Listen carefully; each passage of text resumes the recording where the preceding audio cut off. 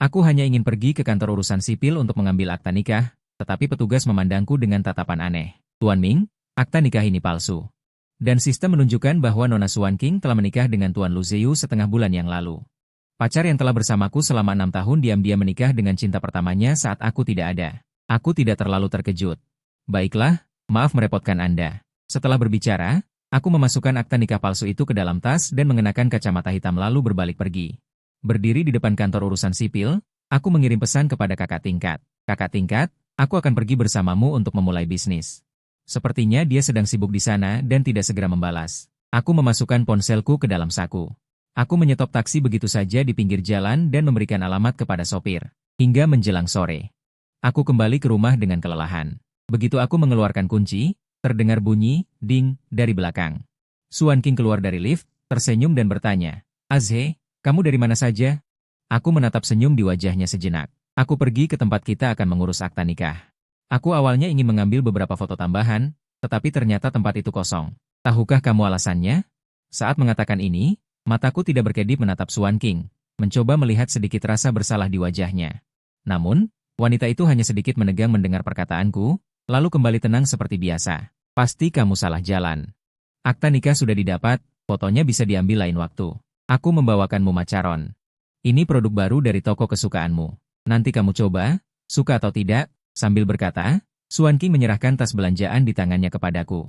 Dia berbalik dan berjalan menuju kamar mandi. Aku menunduk, tersenyum lemah tanpa daya. Suan King, kita tidak punya masa depan. Aku diam-diam masuk ke ruang belajar. Aku memasukkan akta nikah palsu itu kembali ke brankas. 3 hari lalu, setelah mendapatkan akta nikah, Suan King hanya menunjukkannya padaku sekali. Lalu buru-buru menguncinya di brankas. Saat itu aku masih berpikir naif bahwa itu adalah bentuk penghargaan terhadap pernikahan kami. Hingga tadi malam. Aku bangun untuk minum air dan secara tidak sengaja mendengar dia menelepon di balkon. Suan King, kenapa kamu berhubungan lagi dengan Lu Zeu? Kamu mengejarnya selama 3 tahun, dan dia langsung setuju lalu pergi ke luar negeri tak lama setelah itu. Dia hampir membuatmu putus asa. Jangan bilang kamu masih menyukainya. Dia hampir membuatmu putus asa. Jangan bilang kamu masih menyukainya. Suan King terdiam beberapa detik, lalu perlahan berkata, aku dan Zeu mengurus akta nikah setengah bulan yang lalu. Orang tuanya memaksanya menikahi wanita tua. Aku tidak tega melihatnya menderita seperti itu.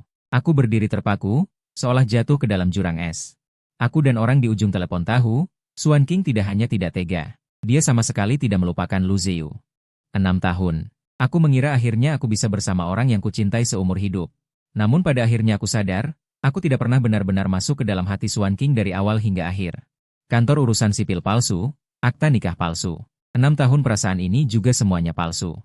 Sungguh konyol dan menyedihkan. Karena Suan King sudah menikah dengan Lu Zeu. Maka aku tidak perlu tinggal di sini untuk menyakiti diriku sendiri. Mulai sekarang, aku akan melangkah menuju masa depan tanpa Suan King. Ponsel Suan King yang tergeletak di meja kopi tiba-tiba berdering.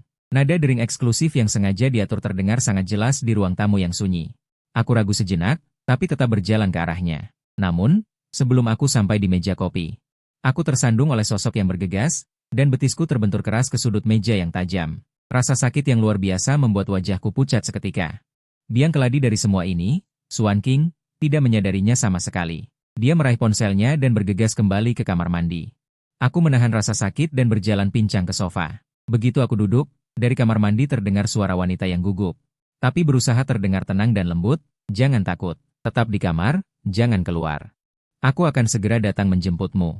Hatiku dipenuhi rasa perih. Kami sudah bersama selama 6 tahun. Suan King selalu tenang dan rasional di hadapanku. Tapi hari ini, melihatnya panik karena satu panggilan telepon. Aku akhirnya mengerti. Tidak ada yang namanya sifat dingin. Itu hanya karena dia tidak mencintaiku.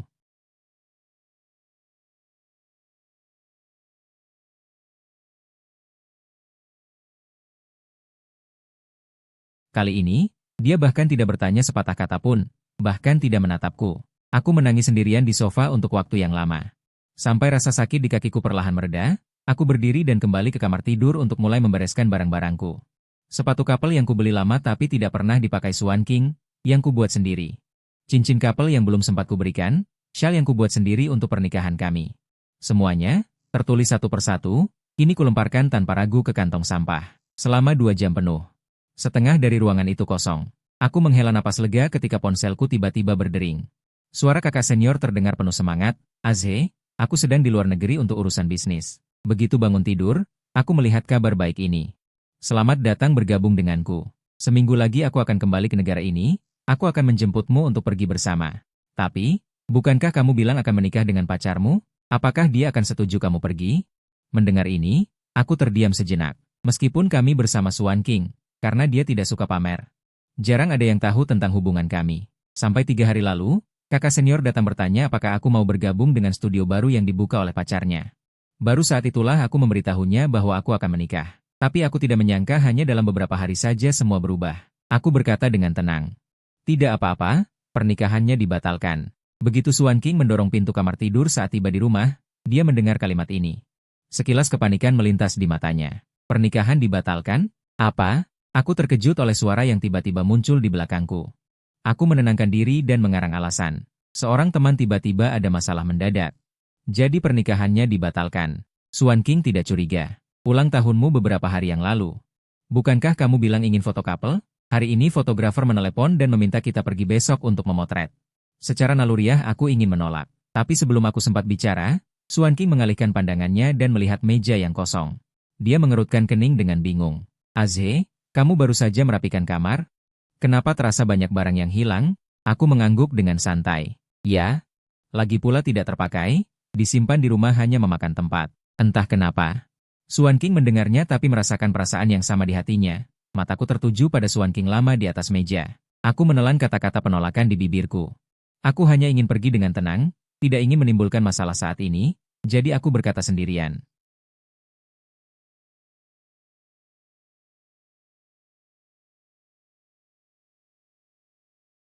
Bersiap membuangnya ke tempat sampah di bawah.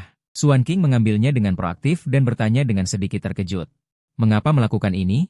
Benda apa ini? Sambil berkata, dia mengulurkan satu tangan untuk membuka kantong. Sepertinya ingin membukanya untuk melihat. Aku tanpa sadar mengangkat tanganku dan menekan tangan Swan King. Semuanya barang-barang yang tidak berguna. Kebetulan lift juga tiba. Setelah gangguan ini, Swan King juga kehilangan minat. Melihat wanita itu tanpa ragu membuang tas itu ke tempat sampah, aku merasa seluruh tubuhku jauh lebih ringan. Setelah tiba di studio, staf membawa kami untuk memilih pakaian untuk pemotretan. Melihat gaun pengantin yang beragam di depan kami. Aku hendak bertanya apakah ada pakaian lain. Swan King tiba-tiba berhenti di depan satu setelan. Azhe, kenakan pakaian ini. Kamu bilang kamu suka gaya ini sebelumnya? Aku melihat setelan itu dan sedikit tertegun. Setengah bulan yang lalu, aku pernah membagikan setelan serupa kepada Swan King. Jika sebelum aku menemukan keberadaan Lu Zeu, mengetahui bahwa Swan King mengingat seleraku, aku pasti akan sangat tersentuh, tetapi sekarang tidak ada riak sama sekali. Tapi aku juga malas memilih yang lain. Aku hanya mengikuti keinginannya. Beberapa menit kemudian, staf membantuku menata rambut sambil tersenyum. Sambil memuji, Tuan, Anda dan pacar Anda pasti sangat mencintai. Setelan yang dia pilih ini sangat cocok untuk Anda. Efek pemotretan pasti akan sangat menawan. Belum selesai berbicara. Staf lain dengan hati-hati berjalan masuk. Nona Su berkata perusahaan ada urusan mendesak. Hari ini kami hanya akan memotret foto pribadi Anda. Datang lagi beberapa hari lagi untuk melengkapi foto pasangan. Senyum staf sedikit kaku, bahkan sengaja berhenti beberapa langkah di luar. Dia takut pria itu tiba-tiba kehilangan kendali dan memukulnya. Lagi pula, situasi serupa pernah terjadi di studio, dan itu bukan tidak pernah terjadi. Tapi yang tidak disangkanya adalah, aku hanya mengangguk dan menerima semuanya dengan tenang. Setelah pemotretan, aku pulang sendiri dengan taksi. Sebelum masuk, aku mendengar tawa pria yang merdu dari ruang tamu. Kak Wan King, aku tidak menyangka setelah bertahun-tahun, aku masih bisa makan masakan buatan tanganmu. Di meja makan, Swan King secara alami meletakkan udang yang baru saja dibungkus di mangkuk pria di seberangnya. Saat dia hendak mengatakan sesuatu, dia menoleh dan melihatku berdiri di pintu. Dia tertegun selama beberapa detik. Baru kemudian dia ingat untuk memperkenalkanku. Azhe, ini Lu Zeu. Dia sedang mengalami sedikit masalah akhir-akhir ini, jadi dia datang untuk tinggal di rumah kami selama beberapa hari. Lu Zi, yang duduk di seberangnya. Sedikit tersenyum dengan sedikit rasa jijik yang tak terlihat, dia berkata, kamu adalah pacar Kak Wan King, bukan? Aku pernah mendengarnya menyebutmu. Selama ini, aku akan merepotkan kalian. Oh ya? Kak Wan King membuat udang yang aku suka. Duduklah dan makan bersama kami. Kata-kata itu. Dia berdiri dan memberi jalan ke posisi di seberang, lalu duduk di samping Swan King, jelas-jelas menempati posisi tuan rumah. Awalnya aku mengira itu hanya harapan sepihak Swan King. Sekarang sepertinya mereka berdua setengah matang. Silakan makan.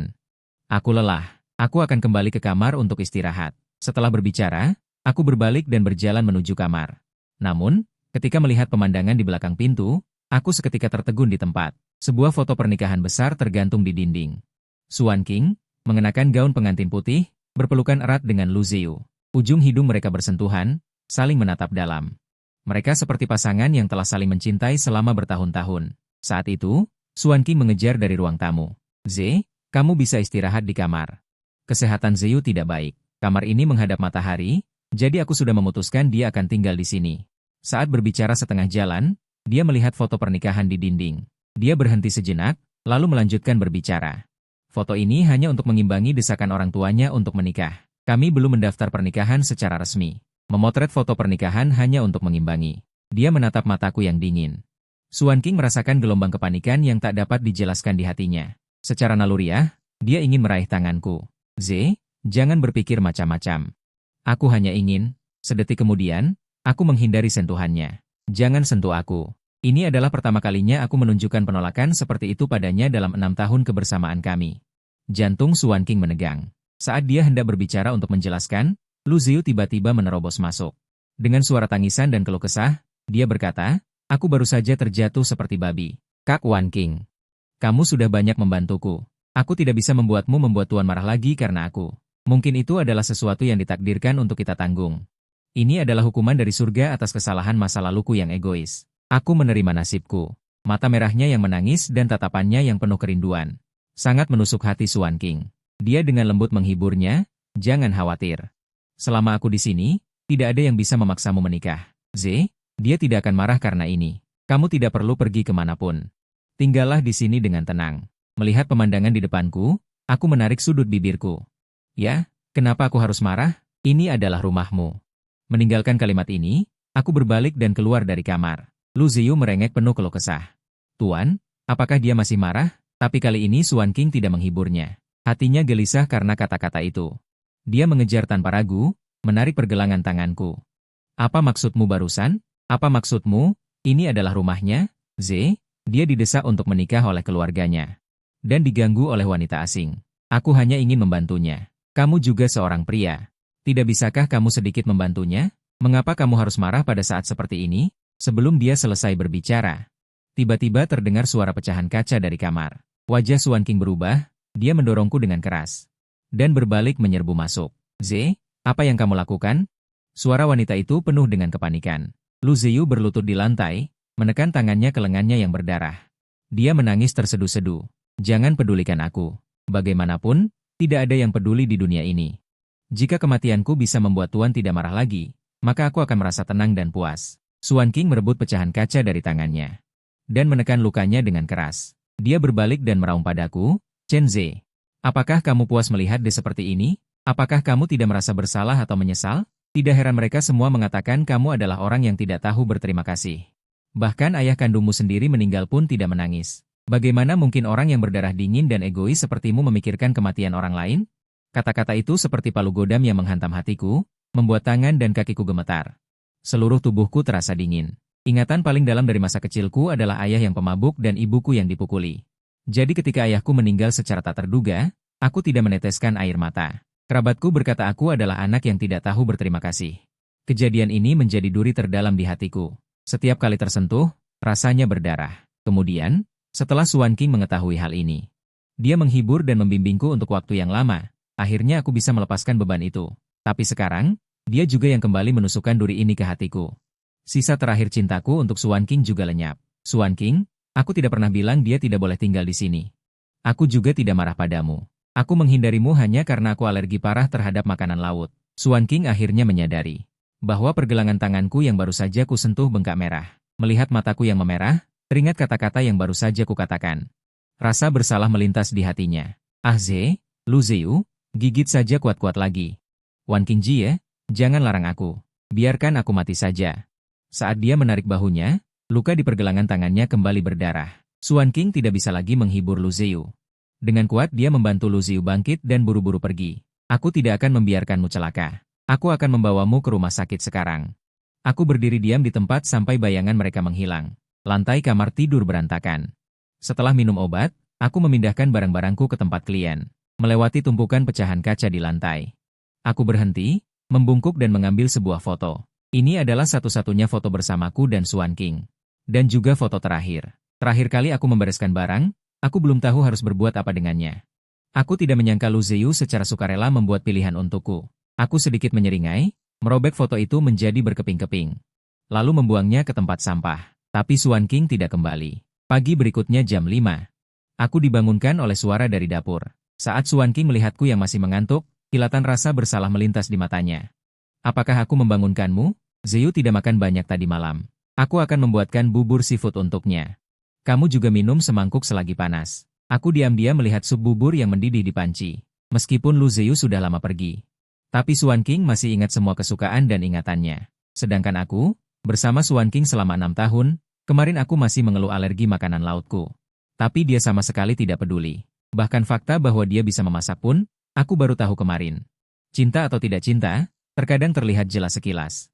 Aku tidak nafsu makan. Tidak perlu menyisakan untukku. Setelah berkata begitu, aku bersiap kembali ke kamar tidur untuk tidur lagi. Namun Xuan King tiba-tiba berkata, Ze, tadi malam aku melihat Ziyu terluka dan sedikit cemas, jadi aku salah bicara. Tolong jangan dimasukkan ke hati. Aku mengangguk dengan tenang, ya, situasinya mendesak saat itu. Aku mengerti kamu. Xuan King tidak menyangka aku akan begitu besar. Melihat mataku yang tertunduk. Rasa bersalah tiba-tiba muncul di hatinya. Kita sudah lama tidak berkencan. Setelah urusan Ziyu selesai, aku akan menemanimu bepergian untuk bersantai. Aku hanya bergumam setuju. Lagi pula, aku akan pergi dalam beberapa hari. Baik atau menolak, tidak ada bedanya. 3 hari kemudian, setelah aku selesai berbelanja dengan teman-teman dan pulang ke rumah. Namun, aku terkejut menemukan Xuan King dan Lu Ziyu juga kembali. Keduanya sedang membungkuk di sofa, membolak-balik album foto lama. Melihatku, mata Lu Ziyu berbinar. Halo, kamu sudah kembali. Wan Qingji dan aku sedang melihat foto-foto lama. Teman-teman lama selalu bilang kami berdua punya raut wajah seperti pasangan. Aku pikir mereka bercanda. Tapi beberapa hari lalu saat kami berfoto pre-wedding, fotografer itu juga bilang begitu. Lihat, apakah kami benar-benar punya raut wajah seperti pasangan? Setelah kata-kata itu terucap, udara di sekitarku seolah membeku sesaat. Kata-kata Lu Ziyu penuh provokasi yang tak terselubung. Namun aku mengangguk dengan acuh tak acuh. Aku pikir mereka benar. Kalian berdua memang. Saat aku berbicara setengah jalan, Xuan King tiba-tiba memotongku. Malam ini ada reuni teman sekelas. Ze, ikutlah bersama kami. Sebuah senyum licik melintas di hatiku. Mungkin Xuan King mengira aku marah. Jadi dia mengajakku ke pesta untuk menghiburku. Sepanjang jalan di mobil, suasana sangat sunyi. Ketiga orang itu masing-masing memikirkan sesuatu. Setibanya di hotel, Lu Ziyu berjalan di samping Xuan King. Mereka secara alami membicarakan masa lalu mereka saat sekolah. Saat membicarakan masa kuliah, dia bahkan sengaja menggandeng tangannya. Aku tidak pernah bereaksi sama sekali, hanya mengikuti mereka diam-diam. Begitu aku masuk, semua orang segera mengerumuniku. Ada apa dengan kalian berdua? Aku tidak menyangka setelah bertahun-tahun. Akhirnya kalian berdua bersama lagi. Lu Ziyu tidak menjelaskan, hanya menatapnya sambil tersenyum dengan wajah memerah. Ada yang memperhatikan pria di pintu ini? Xuan King menegang. Sepertinya dia baru ingat keberadaanku. Dia membuka mulutnya, hendak menjelaskan sesuatu, ketika dia mendengar aku berkata dengan tenang. Aku teman mereka. Setelah kata-kata itu terucap, Xuan King menatapku dengan ekspresi yang rumit. Namun, dia menoleh ke arah Lu Ziyu di sampingnya. Tapi pada akhirnya, dia tidak berkata apa-apa lagi. Orang lain meskipun merasa aneh. Tetapi tidak banyak bertanya, mereka menyambutku untuk bergabung. Bertemu teman lama setelah bertahun-tahun.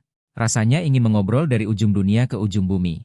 Xuan King sambil mengobrol dengan teman-temannya, dengan penuh perhatian menambahkan lauk untuk Lu Ziyu.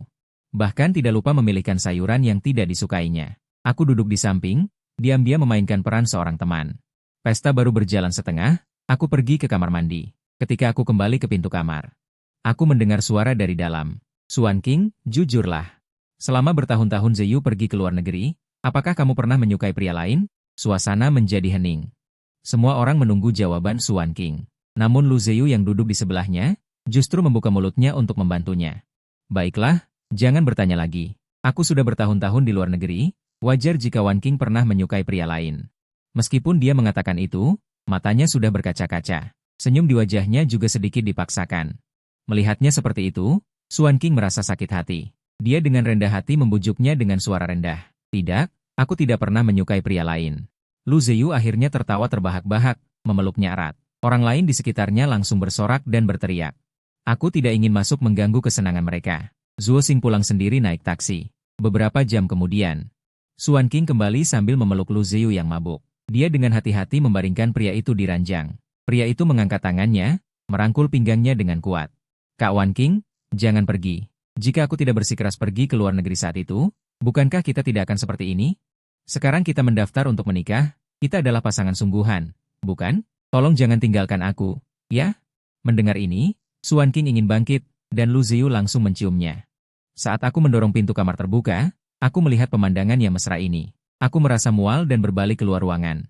Siapapun yang melihat pacarnya berciuman dengan pria lain pasti tidak akan merasa baik, tapi mungkin karena aku sudah punya firasat. Aku juga tidak merasa sulit menerimanya. Melihat punggungku, hati Xuan King dipenuhi kepanikan yang belum pernah terjadi sebelumnya. Dia mendorong Lu Ziyu menjauh dan mengejarku. Ah Ze, dengarkan aku menjelaskan. Dia. Aku mengerti semuanya. Lu Ziyu mabuk. Cepat urus dia. Aku tidak akan marah. Menatap mataku yang tulus, Xuan King tiba-tiba merasakan rasa pahit yang tak terlukiskan di hatinya. Oh, sepertinya ada sesuatu yang lepas kendali. Dia bertanya dengan suara melengking, mengapa kamu sama sekali tidak marah? Kamu bilang di reuni sekolah bahwa kamu hanya berteman denganku. Kamu tidak bereaksi apapun saat melihat Ziyu menciumku, bahkan kamu memintaku untuk merawatnya. Ah Ze, aku pacarmu. Mengapa kamu mendorongku ke orang lain? Aku terdiam beberapa detik. Tepat saat aku akan menjelaskan segalanya, teriakan Lu Ziyu tiba-tiba terdengar dari kamar tidur. Wajah Xuan King langsung berubah. Dia tanpa ragu mendorong pintu dan masuk. Lu Ziyu yang duduk di ranjang berlari turun tanpa alas kaki. Dia berlari terhuyung-huyung dan memelukku. Orang aneh itu datang lagi. Kak Wan King, aku sangat ketakutan. Jangan tinggalkan aku sendirian. Jangan tinggalkan aku, ya? Sebelum selesai bicara, Xuan King membantunya berjalan ke ranjang. Dengan suara lembut, jangan takut, aku di sini. Tidak ada yang bisa menyakitimu. Aku tidak akan pernah meninggalkanmu. Lu Ziyu bersandar di bahu Xuan King, menatapku dengan tatapan penuh perhitungan. Tidak ada jejak kebingungan seperti barusan. Jadi Xuan King, inilah jawabannya. Bukan aku yang mendorongmu ke orang lain. Keesokan paginya, saat sarapan, aku menemukan ponsel Xuan King tertinggal di meja makan. Melihat layar yang penuh dengan pesan kerja, aku ragu sejenak. Aku berjalan ke pintu kamar tidur, tapi sebelum aku sempat mengangkat tangan, Lu Ziyu mendorong pintu hingga terbuka. Tuan, Kak Wan King merawatku semalaman tadi. Dia belum bangun sekarang. Sebaiknya Anda tidak mengganggunya dulu. Sambil berkata begitu, dia menarik-narik bajunya. Memperlihatkan beberapa bekas merah di lehernya. Dengan tenang, aku memasukkan ponsel ke tangannya. Baik. Kalau begitu, ingatlah untuk memberikannya padanya. Setelah selesai, aku berbalik untuk pergi. Tetapi Lu Ziyu menariknya, betapa tak tahu malunya kau ini, Wan King tidak mencintaimu sama sekali. Jujur saja padamu, kami tidak hanya berfoto prewedding, kami bahkan sudah mengurus akta nikah. Sekarang aku adalah suami sahnya. Cepat pergi dari rumah kami.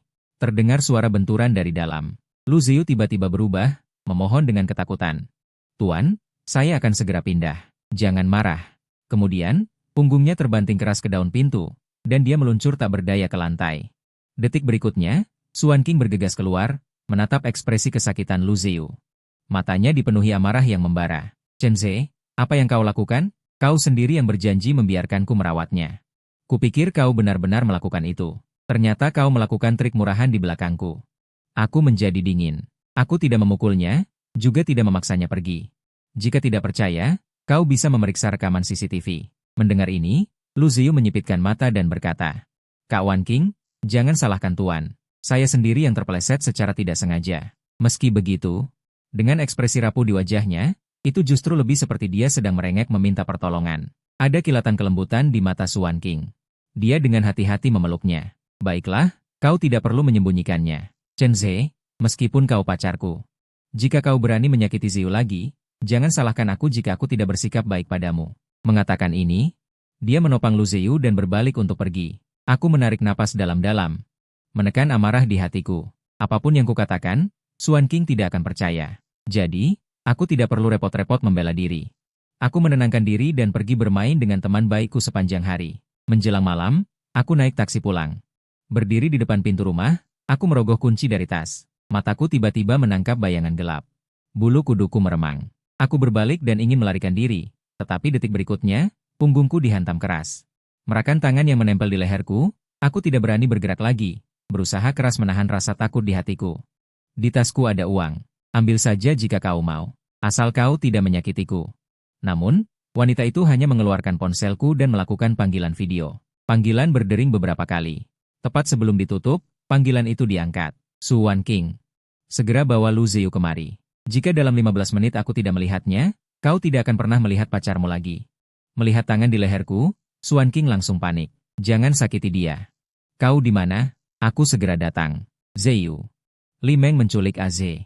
Buat dia jangan menyakitinya. Kamera bergoyang. Wajah Lu Ziyu muncul di layar. Li Meng. Wanita itu menatapnya lekat-lekat. Ini aku. Ziyu, kau jelas-jelas bilang akan menikahiku. Aku meninggalkan segalanya demi kamu. Kamu tidak bisa meninggalkanku. Kamu masih bilang emosi yang semakin memuncak. Lebih dari tangan yang meninggalkan luka darah di leherku. Aku tidak bisa menahan napas dalam-dalam. Melihat adegan ini, hati Su Wan King dipenuhi penyesalan. Jangan menyentuhnya, Aze. Jangan takut. Aku akan segera menyelamatkanmu. Melihat ekspresi tegang Su Wan King, mataku berair. Aku mengatupkan gigiku dan menahan emosiku. Namun, di saat berikutnya, kata-kata Lu Ziyu membuatku terpaku. Kak Wan King, jangan khawatir. Dia sama sekali bukan Li Guangli. Tuan, tidak ada apa-apa antara aku dan Kak Wan King. Kamu tidak perlu berakting seperti ini. Datang untuk mengujinya. Begitu ini dikatakan, Su Wan King mengerutkan kening. Ada senyum licik di wajahnya. Jantungku langsung tenggelam ke dasar jurang. Aku tidak berakting. Su Wan King, percayalah padaku sekali saja. Hanya sekali. Pada saat genting ini, aku tidak peduli dengan pisau yang menempel di leherku. Aku memohon Su Wan King dengan rendah hati. Di sisi lain, Lu Ziyu menghela napas tak berdaya. Jangan memaksakan Kak Wan King lagi. Apakah selama aku pergi dengan sukarela? Kamu tidak akan melakukan hal seperti ini lagi? Akhirnya, Su Wan King benar-benar menjadi dingin. Chen Ze, aku tidak punya waktu untuk bermain sandiwara seperti ini. Bahkan jika kamu benar-benar diculik hari ini, aku tidak akan membiarkan Ziyu pergi. Mengatakan ini, dia menutup telepon tanpa ragu. Aku menatap layar dengan bingung, merasa seperti jatuh ke dalam jurang es, tubuhku dingin. Kemudian terdengar suara Li Meng yang penuh amarah. Jika ada yang harus disalahkan, itu hanya karena kamu adalah pacar Su Wan King. Di kehidupan selanjutnya, ingatlah untuk membersihkan matamu dan jangan mencarinya lagi. Ketika aku membuka mataku lagi, aku sudah terbaring di ranjang rumah sakit. Su Wan King berada di sisi ranjang. Dia menatapku dengan gugup. Aze, kamu sudah bangun. Apakah ada yang tidak nyaman? Pikiranku kacau sekarang, tetapi aku tidak lupa bahwa Su Wan King mempercayai Lu Ziyu dan tanpa ampun menempatkanku dalam bahaya. Jika bukan karena tetangga yang menyelamatkanku, aku mungkin sudah mati sekarang. Maaf, aku salah. Aku seharusnya tidak mempercayaimu. Jangan marah padaku, oke? Aku tidak mengenal Li Meng. Aku tidak tahu orang itu benar-benar dia. Aku menarik tanganku dan menyela dia tanpa ekspresi. Lu Ziyu juga tidak mengenal Li Meng. Su Wan King membeku dan menjelaskan dengan suara tercekat. Cahayanya terlalu redup. Ziyu tidak mengenalinya. Ketika dia tahu bahwa orang itu benar-benar Li Meng, dia menangis karena menyalahkan diri sendiri untuk waktu yang lama. Bagaimanapun, Li Meng sekarang telah ditangkap. Jangan menyalahkannya lagi, oke? Aze, aku tahu kamu yang paling baik hati. Aku hampir kehilangan nyawa. Lu Ziyu hanya meneteskan air mata, dan Su Wan King sudah memintaku untuk memaafkannya. Saat ini, seorang perawat tiba-tiba masuk. Nona Su, Tuan Lu sudah bangun. Dia menangis dan ingin bertemu denganmu. Kali ini, Su Wan King tidak memilih untuk pergi segera. Malah menatapku dengan tatapan kesal. Aku menarik sudut bibirku, pergilah. Aku lelah dan ingin istirahat. Setelah berkata demikian, aku berbalik dan menutup mata. Su Wan King mengira aku setuju memaafkan Lu Ziyu. Dia dengan perhatian menyelimutiku. Aku akan memeriksanya sebentar, lalu kembali menemanimu. Setelah mengucapkan kalimat itu, dia berbalik dan bergegas pergi bersama perawat. Beberapa menit kemudian, aku menyelesaikan prosedur keluar rumah sakit sendiri. Aku menyetop taksi di pinggir jalan. Di perjalanan, aku menerima foto yang dikirim oleh Lu Ziyu. Su Wan King berlutut di tanah, memegang pergelangan kakinya, dengan serius memakaikan sepatu untuknya. Melihat teks yang sedang diketik di atas layar, aku santai saja memblokirnya. Aku kembali ke rumah. Aku langsung masuk ke ruang kerja, mengeluarkan akta nikah palsu dari brankas, dan tanpa ragu merobeknya lalu membuangnya ke tempat sampah.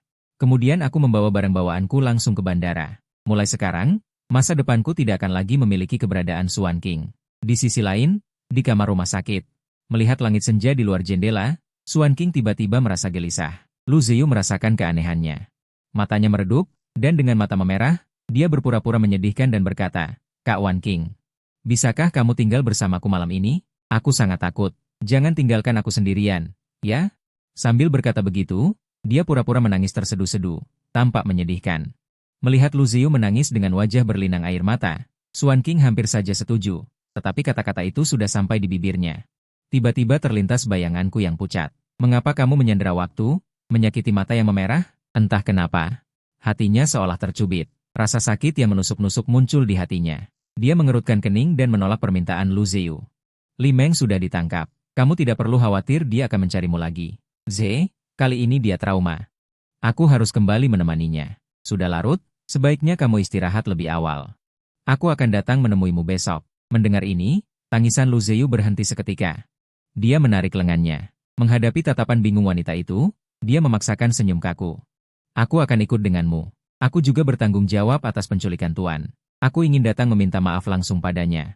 Meskipun Lu Ziyu tidak tahu mengapa dia tiba-tiba berubah pikiran, dia tahu dia tidak boleh membiarkannya sendirian denganku.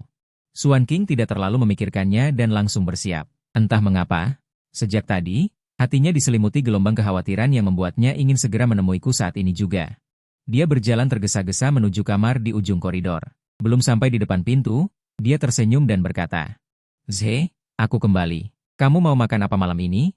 Aku akan membelikannya untukmu sebentar lagi." Saat dia melihat ruangan yang kosong, senyum cerah Suan King langsung membeku. "Ze," dia bergegas masuk ke kamar dengan tidak percaya, memanggil namaku dengan cemas. Seorang perawat muda di kamar sebelah segera tertarik. "Tuan Chen sudah keluar rumah sakit sore ini. Mohon jaga volume suara Anda. Jangan mengganggu istirahat pasien lain." Mendengar ini, Lu Ziyu diam-diam menghela napas. Tapi di mulutnya, dia berkata dengan sedih, "Tentu saja Tuan masih marah padaku, Kak Wan King. Aku benar-benar tidak sengaja salah mengenali orang."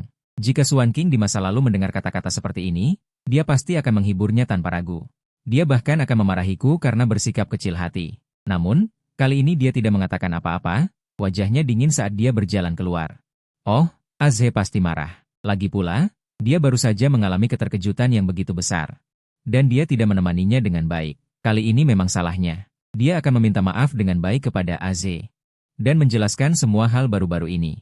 Lu Ziyu, yang ditinggalkan, tertegun sejenak. Dia buru-buru mengejarnya dan menariknya. "Kak Wan King, kamu mau kemana? Tuan sedang marah sekarang, dia pasti ingin sendiri. Sebaiknya kamu jangan mengganggunya dulu. Aku akan menemanimu kembali besok." Sebelum dia selesai berbicara, Suan King menepis tangannya. "Aku akan pergi menemui Azhe sekarang. Jangan membuat masalah lagi untukku." "Oh ya. Setelah kamu keluar dari rumah sakit, pindahlah ke rumah. Juga, segera cari waktu untuk mengurus akta cerai." Setelah mengucapkan ini, dia tidak peduli lagi dan berlari menuruni tangga. Dia naik taksi langsung ke rumah. Sepanjang jalan, Suan King terus-menerus menelepon nomor saya. Namun, yang terdengar hanyalah suara mekanis bahwa pihak lain telah mematikan telepon. Saat ini, dia masih menyimpan sedikit harapan. Mungkin ponselku kehabisan baterai, jadi aku tidak bisa menelepon. Selama dia pulang, dia pasti akan melihat kekasih Sing Nian Nian. Suan King terus mendesak.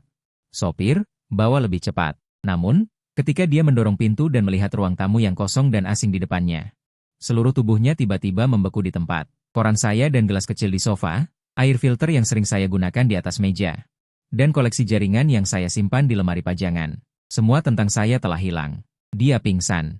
Tangannya gemetar saat dia membuka pintu lemari di depannya. Di dalamnya ada barang-barang yang saya siapkan untuk pernikahan kami. Simpul hati yang saya rajut sendiri. Salam pernikahan yang saya tulis sendiri. Setiap benda mewakili ketulusan saya terhadap pernikahan. Namun, semuanya hilang sekarang.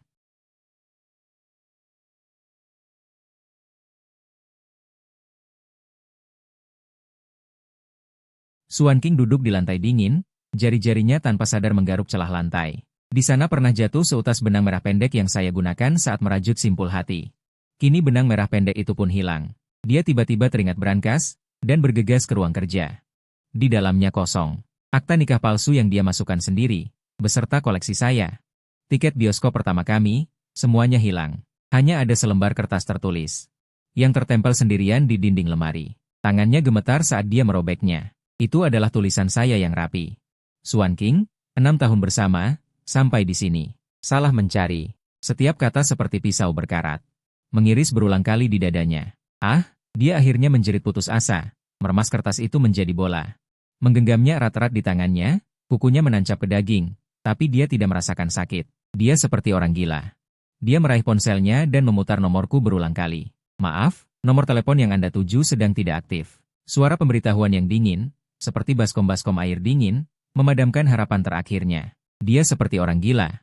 Mencari-cari di daftar kontak. Aku dan Zheng Lei menemukan nomor kakak senior dan meneleponnya. Telepon berdering lama sebelum diangkat. Suara latar agak berisik, seperti di bandara atau stasiun. Halo, suara kakak senior terdengar, dengan sedikit kebingungan. Kakak senior, ini aku, Xuan King. Suaranya terdengar sangat salah, hampir tidak dikenali. Ah Ze, apakah dia bersamamu? Dia menghilang, dia, Nona Su. Nada suara kakak senior seketika berubah menjadi acuh tak acuh dan dingin. Dia memotong kata-katanya. Chen Ze sudah menelepon. Dia memintaku untuk menyampaikan pesan, tidak perlu menghubunginya lagi. Menelepon? Kemana dia pergi? Berapa nomor penerbangannya? Dia memberitahuku sendiri. Xuan King hampir memohon. Maaf, tidak ada informasi yang bisa diberikan. Suara kakak senior tidak beriak sedikit pun. Selain itu, Nona Su, karena kamu sudah membuat pilihan, tolong lepaskan dia. 6 tahun ini sudah cukup. Setelah berbicara, sebelum Xuan King sempat membuka mulut, telepon ditutup dengan tegas.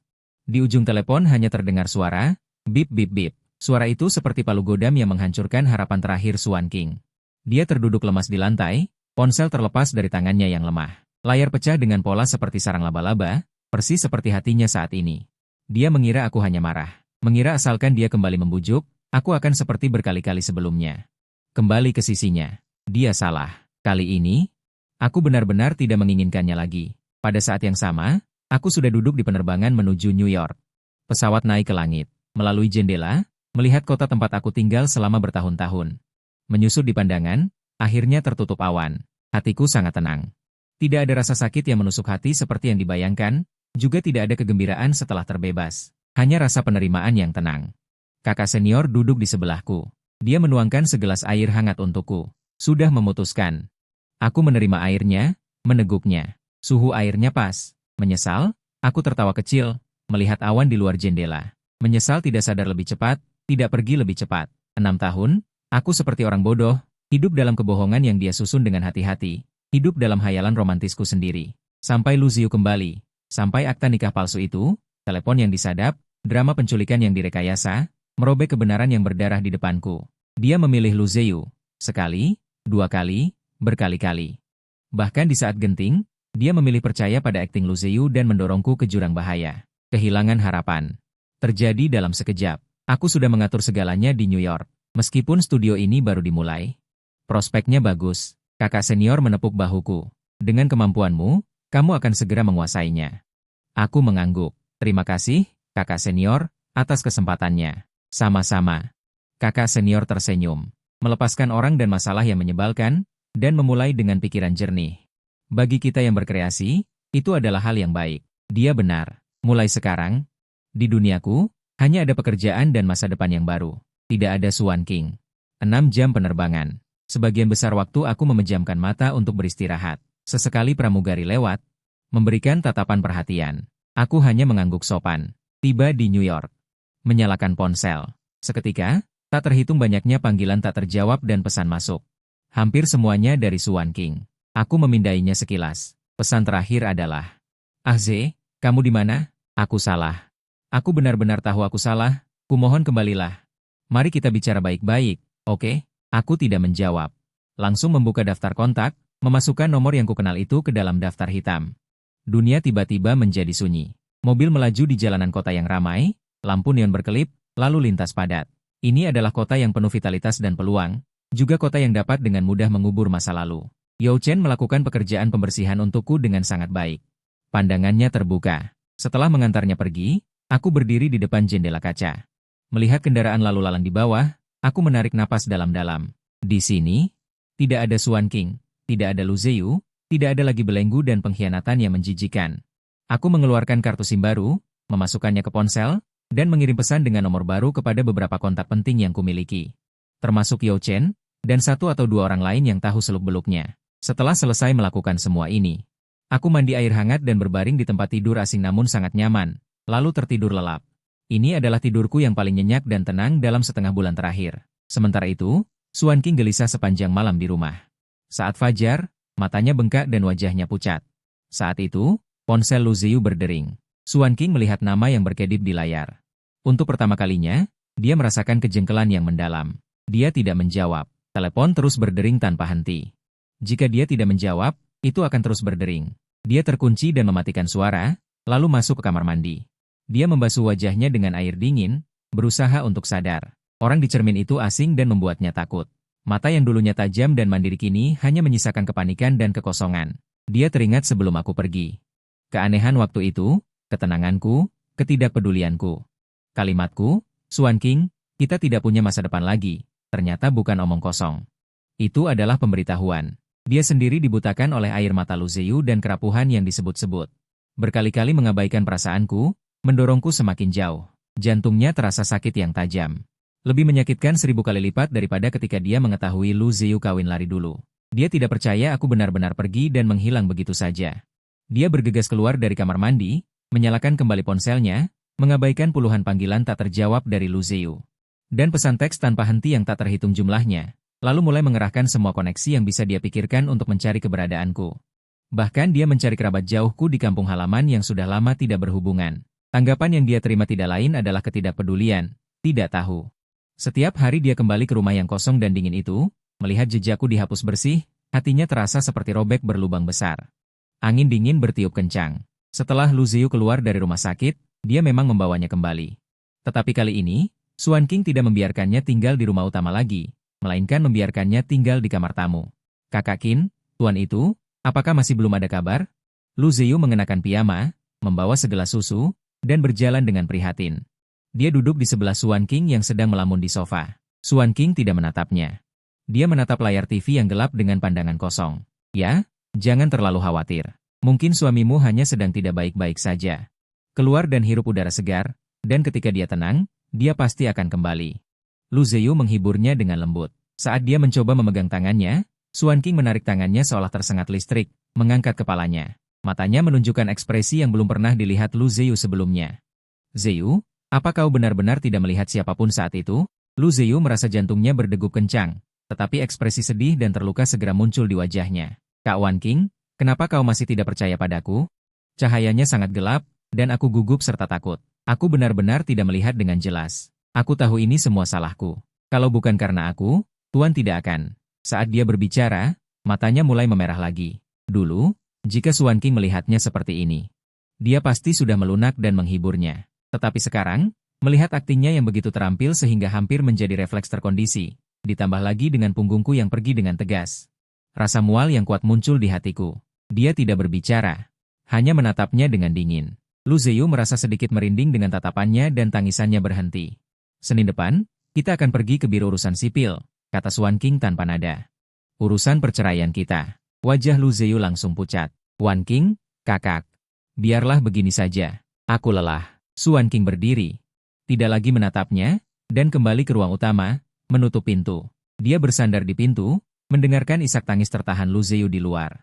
Penuh dengan ketidakpuasan, merasa itu sangat ironis dan melelahkan. Dia pernah berpikir bahwa Lu Ziyu adalah cahaya bulan putih yang tidak bisa dia dapatkan di masa mudanya, adalah bekas luka di hatinya yang tidak dapat diprediksi. Tetapi setelah benar-benar pergi, ingatan tentang Lu Ziyu memudar, seolah hancur seketika. Dia teringat Lu Ziyu menyetujui pengakuannya saat itu. Kemudian berbalik dan kawin lari ke luar negeri dengan putri keluarga Fu, meninggalkannya sendirian sebagai bahan tertawaan. Mengingat dia kembali kali ini, dia terus berkata dia dipaksa menikah, diganggu, tetapi setiap kali dia berakting di depannya, memprovokasinya, memisahkan kita. Mengingat ketika aku diculik, dalam situasi hidup dan mati, dia dengan santai berkata, berakting, membuatnya memilih untuk mempercayainya, dan mendorongku ke dalam jurang maut. Apa yang telah membuatku begitu dibutakan saat itu? Sehingga untuk orang seperti itu, aku kehilangan satu-satunya orang yang benar-benar mencintaiku, menemaniku selama 6 tahun. Kebencian melilit jantungnya seperti tanaman merambat. Semakin erat, membuatnya hampir tidak bisa bernapas. Dia meluncur ke lantai, memeluk lututnya. Mengubur wajahnya dalam-dalam. Bahunya bergetar hebat. Kali ini tidak ada tangisan. Hanya air mata putus asa yang mengalir tanpa suara. Kehidupan sebagai perawat jauh lebih sibuk dan memuaskan daripada yang kubayangkan. Pekerjaan studio Yo Chun sebagian besar menangani beberapa proyek desain visual komersial dan kemasan merek besar. Yang merupakan kekuatan profesional saya. Saya segera terlibat dalam pekerjaan. Brainstorming dan merevisi proposal bersama tim siang dan malam. Pekerjaan berintensitas tinggi membuat saya tidak punya banyak waktu untuk memikirkan masa lalu yang menyebalkan. Sesekali, setelah lembur di larut malam, berdiri di balkon apartemen merokok dan melihat lampu kota, akan ada momen kebingungan, tetapi itu segera ditarik kembali ke kenyataan oleh pesan kerja baru atau tawa kolega. Setengah bulan di sini, saya turun berat badan, tetapi semangat saya jauh lebih baik, dan mata saya bersinar lagi. Yao Chun melihatnya dan ketika dia mengajak saya minum secara pribadi, dia menepuk pundak saya. Tampaknya membawamu ke sini adalah keputusan yang tepat. Aku bersulang dengannya. Terima kasih telah menarikku keluar dari penderitaan. Jangan terlalu sopan. Ini adalah ketegasanmu sendiri. Yao Cheng tertawa, lalu berkata, ngomong-ngomong, awal bulan depan akan ada klien penting yang datang untuk negosiasi kerjasama. Ini adalah grup terkemuka di industri ini. Jika proyek ini berhasil kami dapatkan, studio kami akan benar-benar mapan di industri ini. Saat itu, kamu akan ikut denganku bertemu klien. Tidak masalah, jawabku sambil mengangguk. Pada saat itu, ponsel saya berbunyi. Itu adalah permintaan pertemanan WeChat. Pesan verifikasinya bertuliskan, Az, ini Lin Wei. Kudengar kamu pergi ke industri desain. Aku juga bekerja di sini. Mari kita bertemu kapan-kapan. Lin Wei adalah adik kelasku saat kuliah. Kami tidak kuliah di jurusan yang sama, tapi kami bertemu saat kegiatan ekstrakurikuler. Hubungan kami cukup baik. Dia orangnya ceria dan lugas. Setelah lulus, dia pergi ke Huanxi untuk mengembangkan karirnya. Dengar-dengar dia sukses besar. Aku ragu sejenak, lalu menerima permintaan pertemanannya. Begitu permintaan diterima, pesan dari Lin Wei masuk. Wah, akhirnya aku bisa menghubungimu. Yao Cheng, kakak kelasku, bilang kamu datang ke Huanxi. Bagaimana kabarmu? Sudah terbiasa? Lumayan. Baru saja selesai menata semuanya. Apakah kamu ada waktu akhir pekan ini? Aku tahu restoran masakan rumahan yang luar biasa. Sekalian untuk menyambutmu. Aku menatap layar, berpikir sejenak. Menambah teman baru. Memperluas jaringan pertemanan, sepertinya tidak buruk. Baiklah. Sampai jumpa akhir pekan. Akhir pekan, aku datang sesuai janji ke restoran yang disebutkan Lin Wei. Restoran masakan rumahan itu, suasananya sangat elegan, dan makanannya memang enak. Lin Wei terlihat lebih profesional daripada saat kuliah, dengan riasan halus dan sikapnya memancarkan kepercayaan diri. Dia sangat pintar, tidak banyak bertanya tentang masa laluku. Kami hanya mengobrol tentang hal-hal menarik di Huanxi, tantangan pekerjaan, dan kabar teman-teman lama. Suasananya santai dan menyenangkan. Ngomong-ngomong, pacarmu. Bagaimana kabarnya? Di akhir obrolan, Lin Wei akhirnya tidak tahan lagi. Dia bertanya dengan sedikit hati-hati. Dia tahu saat itu aku bersama Suan King. Meskipun kami tidak sering bertemu, kami putus. Aku menjawab dengan tenang. Aku mengangkat cangkir teh dan minum sedikit. Lin Wei tertegun sejenak, tanpa menunjukkan keterkejutan atau simpati yang berlebihan. Dia hanya mengangkat gelasnya. Jika kamu tidak datang, jangan menyesal. Selamat atas kebebasanmu. Aku tertawa mendengar perkataannya. Aku beradu gelas dengannya. Setelah makan, Lin Wei mengajak jalan-jalan di tepi sungai. Angin malam di tepi sungai, membawa sedikit kesejukan. Menerpa wajahku terasa sangat nyaman. Kami berjalan berdampingan, mengobrol. Lampu jalan membuat bayangan kami memanjang. Tiba-tiba, Lin Wei berhenti berjalan. Dia menatapku, matanya berbinar. Sebenarnya saat kuliah, aku sangat mengagumimu. Tapi saat itu, matamu hanya tertuju pada Suan King. Aku agak terkejut, tidak tahu harus berkata apa. Dia tersenyum. Jangan gugup, itu semua masa lalu. Aku hanya memberitahumu. Sekarang, kita adalah teman dan juga calon mitra bisnis. Di Huanxi nanti, kita akan saling menjaga. Baiklah, aku mengangguk, merasa lega. Keterus-terangan Lin Wei membuatku merasa nyaman. Kami berjalan lagi di tepi sungai sebentar, lalu masing-masing naik taksi pulang. Kembali ke apartemen, aku menerima pesan dari Lin Wei. Senang sekali malam ini, kapan-kapan kita bertemu lagi. Aku membalas, oke, terima kasih untuk hidangannya. Setelah meletakkan ponsel, aku menatap pemandangan malam Huanxi di luar jendela. Ada perasaan stagnasi yang telah lama hilang di hatiku. Lingkungan baru, pekerjaan baru, teman baru, hidup. Semuanya tampaknya benar-benar mengarah ke arah yang baik. Akhirnya, Suan King pergi ke kantor urusan sipil untuk mengurus perceraian dengan Lu Ziyu. Prosesnya berjalan lancar. Lu Ziyu mencoba memohon padanya, tetapi di hadapan sikap dingin Suan King, semua kata-katanya tampak pucat dan tidak berdaya. Saat keluar dengan akta pembubaran pernikahan itu, Suan King merasa seolah-olah telah melepaskan belenggu berat, tetapi kekosongan di hatinya sama sekali tidak terisi. Dia pindah dari rumah yang pernah menyimpan kenangan 6 tahun bersamaku dan menyewa apartemen kecil di luar. Dia tidak bisa tinggal di sana lagi. Setiap sudut seolah tanpa suara mengecam kebodohan dan kebutaannya. Dia mulai bekerja mati-matian, melumpuhkan dirinya dengan kebutaan. Tetapi setiap kali larut malam, kenangan tentangku akan muncul tanpa terkendali. Dia teringat ketika aku baru lulus, untuk membelikan parfum edisi terbatas yang pernah dia sebutkan sepintas.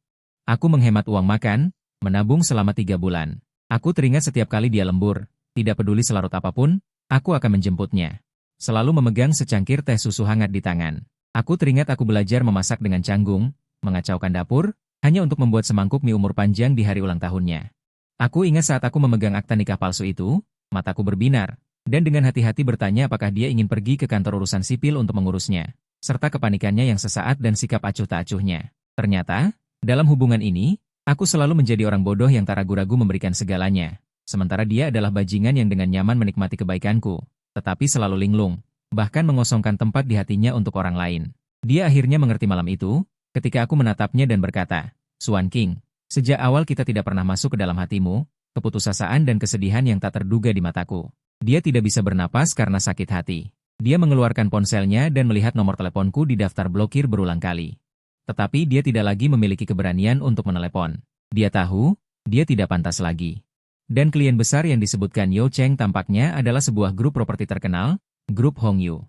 Mereka akan meluncurkan proyek perumahan bintang kelas atas yang membutuhkan sistem visual merek dan rencana promosi yang lengkap. Ada beberapa perusahaan yang bersaing, semuanya adalah lawan yang tangguh. Aku dan Yo Cheng memimpin tim. Dan bekerja keras selama beberapa malam berturut-turut untuk membuat proposal yang sangat kreatif dan dapat dilaksanakan. Pada hari penawaran, aku, Yo Cheng, dan 2 anggota inti tim pergi bersama ke markas besar grup Hongyu. Suasana di ruang rapat sangat serius. Penanggung jawab Hongyu belum tiba. Kami menyiapkan peralatan terlebih dahulu dan menunggu dengan tenang. Beberapa menit kemudian, pintu ruang rapat didorong terbuka. Tim proyek Hongyu masuk. Di depan adalah seorang pria parubaya dengan setelan yang dibuat khusus berwarna gelap, temperamennya tenang, dan matanya tajam. Di sampingnya ada beberapa eksekutif dan asisten. Yo Cheng segera bangkit, tersenyum sopan, dan menyambut mereka. Presiden Lu, halo. Pria yang dipanggil Presiden Lu berjabat tangan dengan ringan, matanya menyapu tim kami. Ketika pandangannya tertuju pada wajahku. Dia berhenti sejenak yang hampir tak terlihat, lalu berkata, hatiku berdebar kencang. Wajah Presiden Lu, meskipun lebih dewasa dan berwibawa daripada dalam ingatan. Aku tidak akan pernah salah mengenalinya. Dia adalah Lu Zhenting, ayah Lu Ziyu. Ketika aku bersama Swan King dulu, aku pernah melihat wawancaranya secara tidak sengaja di majalah bisnis. Swan King pernah menunjuk majalah itu. Dan dengan rumit berkata kepadaku, ini adalah ayah Lu Ziyu yang sangat kuat, Lu Zhenting. Mengapa dia ada di sini? Dan dia adalah penanggung jawab grup Hongyu. Hatiku tenggelam. Peristiwa ini benar-benar lucu. Jelas, Yo Cheng tidak tahu tentang perseteruan antara aku dan keluarga Lu. Dia masih dengan antusias memperkenalkan anggota tim. Ketika dia memperkenalkan aku, tatapan Lu Zhenting tertuju padaku lagi, dengan sedikit penyelidikan yang penuh arti. Shenze, dia mengulangi namaku dengan suara rendah, sudut bibirnya seolah melengkung dengan senyum tipis yang hampir tak terlihat. Terlalu muda. Aku menenangkan diri, mengangguk tanpa kesedihan atau kekhawatiran, mempertanyakan. Tuan Lu, selamat pagi. Presentasi tender dimulai. Yo Chen akan memimpin. Aku akan melengkapi detailnya. Sepanjang proses, Lu Zhenting mendengarkan dengan sangat cermat. Sesekali, dia mengajukan beberapa pertanyaan yang tajam. Auranya sangat kuat, penuh tekanan. Setelah presentasi, Lu Zhenting tidak memberikan jawaban langsung, hanya mengatakan perlu diskusi internal. Dia menyuruh kami kembali dan menunggu kabar. Keluar dari grup Hongyu, Yo Cheng menghela napas lega. Dia menepuk pundakku, kerja bagus. Kurasa Tuan Lu cukup tertarik dengan solusi kita. Aku tidak begitu optimis. Tatapan Lu Zhenting padaku selalu membuatku merasa gelisah. Apakah dia mengenaliku? Jika iya, apakah dia tahu tentang masalah rumit antara aku, putranya, dan wanita yang kini bersama putranya? Masalah ini bagaikan duri menusuk hatiku. Benar saja, 3 hari kemudian, kabar datang dari grup Hongyu. Mereka memilih perusahaan desain lain yang lebih besar dan lebih berpengalaman. Yo Cheng sedikit kecewa. Namun, dia tetap menguatkan diri dan menghibur tim. Tidak masalah, lawannya memang sangat kuat kali ini. Kita kalah terhormat. Namun sore harinya, aku menerima telepon dari nomor lokal yang tidak kukenal. Tuan Chen Ze, suara di ujung telepon adalah laki-laki yang tenang. Saya Lu Zhenting, manajer baru grup Hongyu. Tuan Lu, selamat pagi. Apakah Anda punya waktu malam ini? Aku ingin bertemu denganmu secara pribadi. Nada bicara Lu Zhenting tidak bisa ditolak. Aku terdiam beberapa detik. Baik, jam 8 malam. Aku pergi ke alamat yang diberikan Lu Zhenting. Ke sebuah restoran anggota eksklusif di lantai atas pusat kota. Lingkungannya pribadi, pemandangannya indah, menghadap seluruh pemandangan malam kota. Lu Zhenting sudah ada di sana. Dia duduk di dekat jendela dengan segelas anggur merah di depannya. Aku berjalan mendekat dan duduk di seberangnya. Mau minum apa? Tanyanya. Air putih saja, terima kasih. Setelah menuangkan air, Pelayan itu pergi. Hanya kami berdua yang tersisa di meja. Lu Zhenting menilaiku dengan tatapan tajam. Aku tahu kamu. Mantan pacar Suan King, kan? Benar saja. Aku menatap matanya. Ya, aku sudah menyelidikimu, kata Lu Zhenting terus terang. Latar belakangmu sederhana, kemampuanmu baik. Meninggalkan Suan King dan datang ke kota ini untuk berkembang adalah pilihan bijak. Aku tidak bicara. Menunggu kelanjutan perkataannya. Deyu dan Suan King sudah bercerai. Dia menggoyangkan gelas anggurnya. Tidak terdengar senang atau sedih. Ini, kamu berjasa besar. Aku mengerutkan kening. Bisakah kamu memberitahuku apa yang sebenarnya terjadi? Tuan Lu, saya tidak mengerti maksud Anda. Jika bukan karena Anda mundur, putraku yang tidak berbakti itu, mungkin akan terus berkeras kepala, terjerat dengan Suan King. Lu Zhenting berkata dengan tenang, wanita itu berhati busuk, tidak pantas untuk Jing. Keluarga Lu kami, tadinya hampir merusak perjodohan dengan keluarga lama karena dia. Dia melarikan diri ke luar negeri selama beberapa tahun, kembali masih belum menyerah. Baru saat itulah saya mengerti. Ternyata di mata Lu Zhenting, Suan King bersama putranya berarti berhati busuk.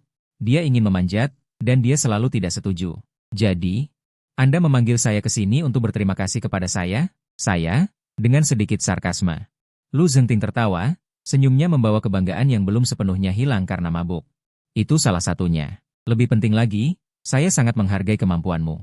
Proyek Hongyu kali ini tidak memilih studio Anda karena ada posisi yang lebih cocok untuk Anda. Dia sedikit memajukan tubuhnya. Menatapku. Datang langsung ke kantor presiden saya di Hongyu Group, bertanggung jawab atas strategi merek keseluruhan grup. Gaji dan tunjangan akan 3 kali lipat dari yang Anda dapatkan sekarang. Bagaimana? Saya tertegun. Saya tidak menyangka Lu Zhenting memanggil saya. Ternyata untuk merekrut, dan itu ketika dia tahu jelas tentang hubungan canggung saya dengan putranya dan Suan King sebelumnya. Apa maksudmu? Memberi satu tamparan dan kemudian roti? Atau dia pikir dengan uang dan status bisa dengan mudah menghapus segalanya, bahkan membuat saya melayaninya? Tuan Lu, terima kasih atas penghargaan Anda. Saya menekan gejolak di hati saya dan berkata dengan tenang. Tapi saat ini saya bekerja sama dengan kakak Yo Cheng dengan sangat baik dan tidak punya niat untuk pindah untuk saat ini. Lu Zhenting tampaknya tidak terkejut dengan penolakan saya. Dia bersandar di kursi, matanya dalam, anak muda. Jangan terlalu keras kepala. Peluang tidak datang sesering itu. Studio Yo Cheng terlalu kecil, sumber dayanya terbatas, dan ruang pengembangan yang bisa diberikannya juga terbatas. Di Hongyu, Anda bisa mengakses platform yang lebih luas. Saya mempertimbangkan kerjasama yang mulus dan otonomi kerja. Saya mengandalkan upaya tim kami. Masa depan studio tidak akan buruk. Lu Zhenting menatapku selama beberapa detik, tiba-tiba tertawa. Apakah karena Zeu? Khawatir tidak nyaman bekerja di bawah ayahnya? Ini tidak ada hubungannya dengan Lu Zeu. Saya menunjuknya. Ini adalah pilihan karir pribadi saya. Baiklah, Lu Zhenting mengangguk, tidak memaksa lagi. Tetapi di kedalaman matanya, melintas sedikit rasa dingin. Karena kamu sudah memutuskan. Aku tidak akan memaksamu. Namun, Chen Ze. Besar tidak terlalu besar, kecil tidak terlalu kecil. Saya harap kita di masa depan. Tidak akan pernah ada hari di mana kita menjadi saingan. Kalimat ini memiliki nada ancaman tersendiri. Aku berdiri. Jika tidak ada lagi, aku akan pergi duluan. Tuan Lu, saat meninggalkan restoran, tertiup angin malam. Aku baru sadar, punggungku telah dipenuhi keringat. Orang seperti Lu Zhenting, dengan pikiran yang dalam dan cara yang kejam. Menjadi sasaran dia bukanlah hal yang mudah diselesaikan. Tapi aku tidak menyesal menolaknya. Karena dengan menolak, terutama menolak di bawah keluarga Lu, aku tidak ingin ikut bermain dengan harimau. Aku lebih suka bersama Yo Chen, mulai dari nol, membangun dunia kita sendiri. Hanya saja, aku tahu, mungkin ini tidak akan berakhir dengan mudah. Di hari-hari berikutnya, aku semakin tenggelam dalam pekerjaan studio. Yo Chen juga mendapatkan beberapa proyek bagus. Meskipun skalanya tidak sebesar Hongyu, itu cukup untuk membuat studio berkembang dengan stabil. Aku dan Lin Wei semakin sering berkomunikasi. Dia adalah orang yang sangat menarik, sangat peka terhadap pasar dan dinamika manusia. Dia banyak memberiku inspirasi dalam pekerjaan. Kami sesekali makan bersama, menonton film, bergaul seperti teman. Santai dan nyaman. Dia sepertinya punya perasaan padaku, tapi aku belum punya niat untuk menjalin hubungan. Luka di hatiku, meskipun tidak lagi berdarah, masih membutuhkan waktu untuk sembuh total. Pikiranku kembali tertuju pada Lin Wei, Chen Ze.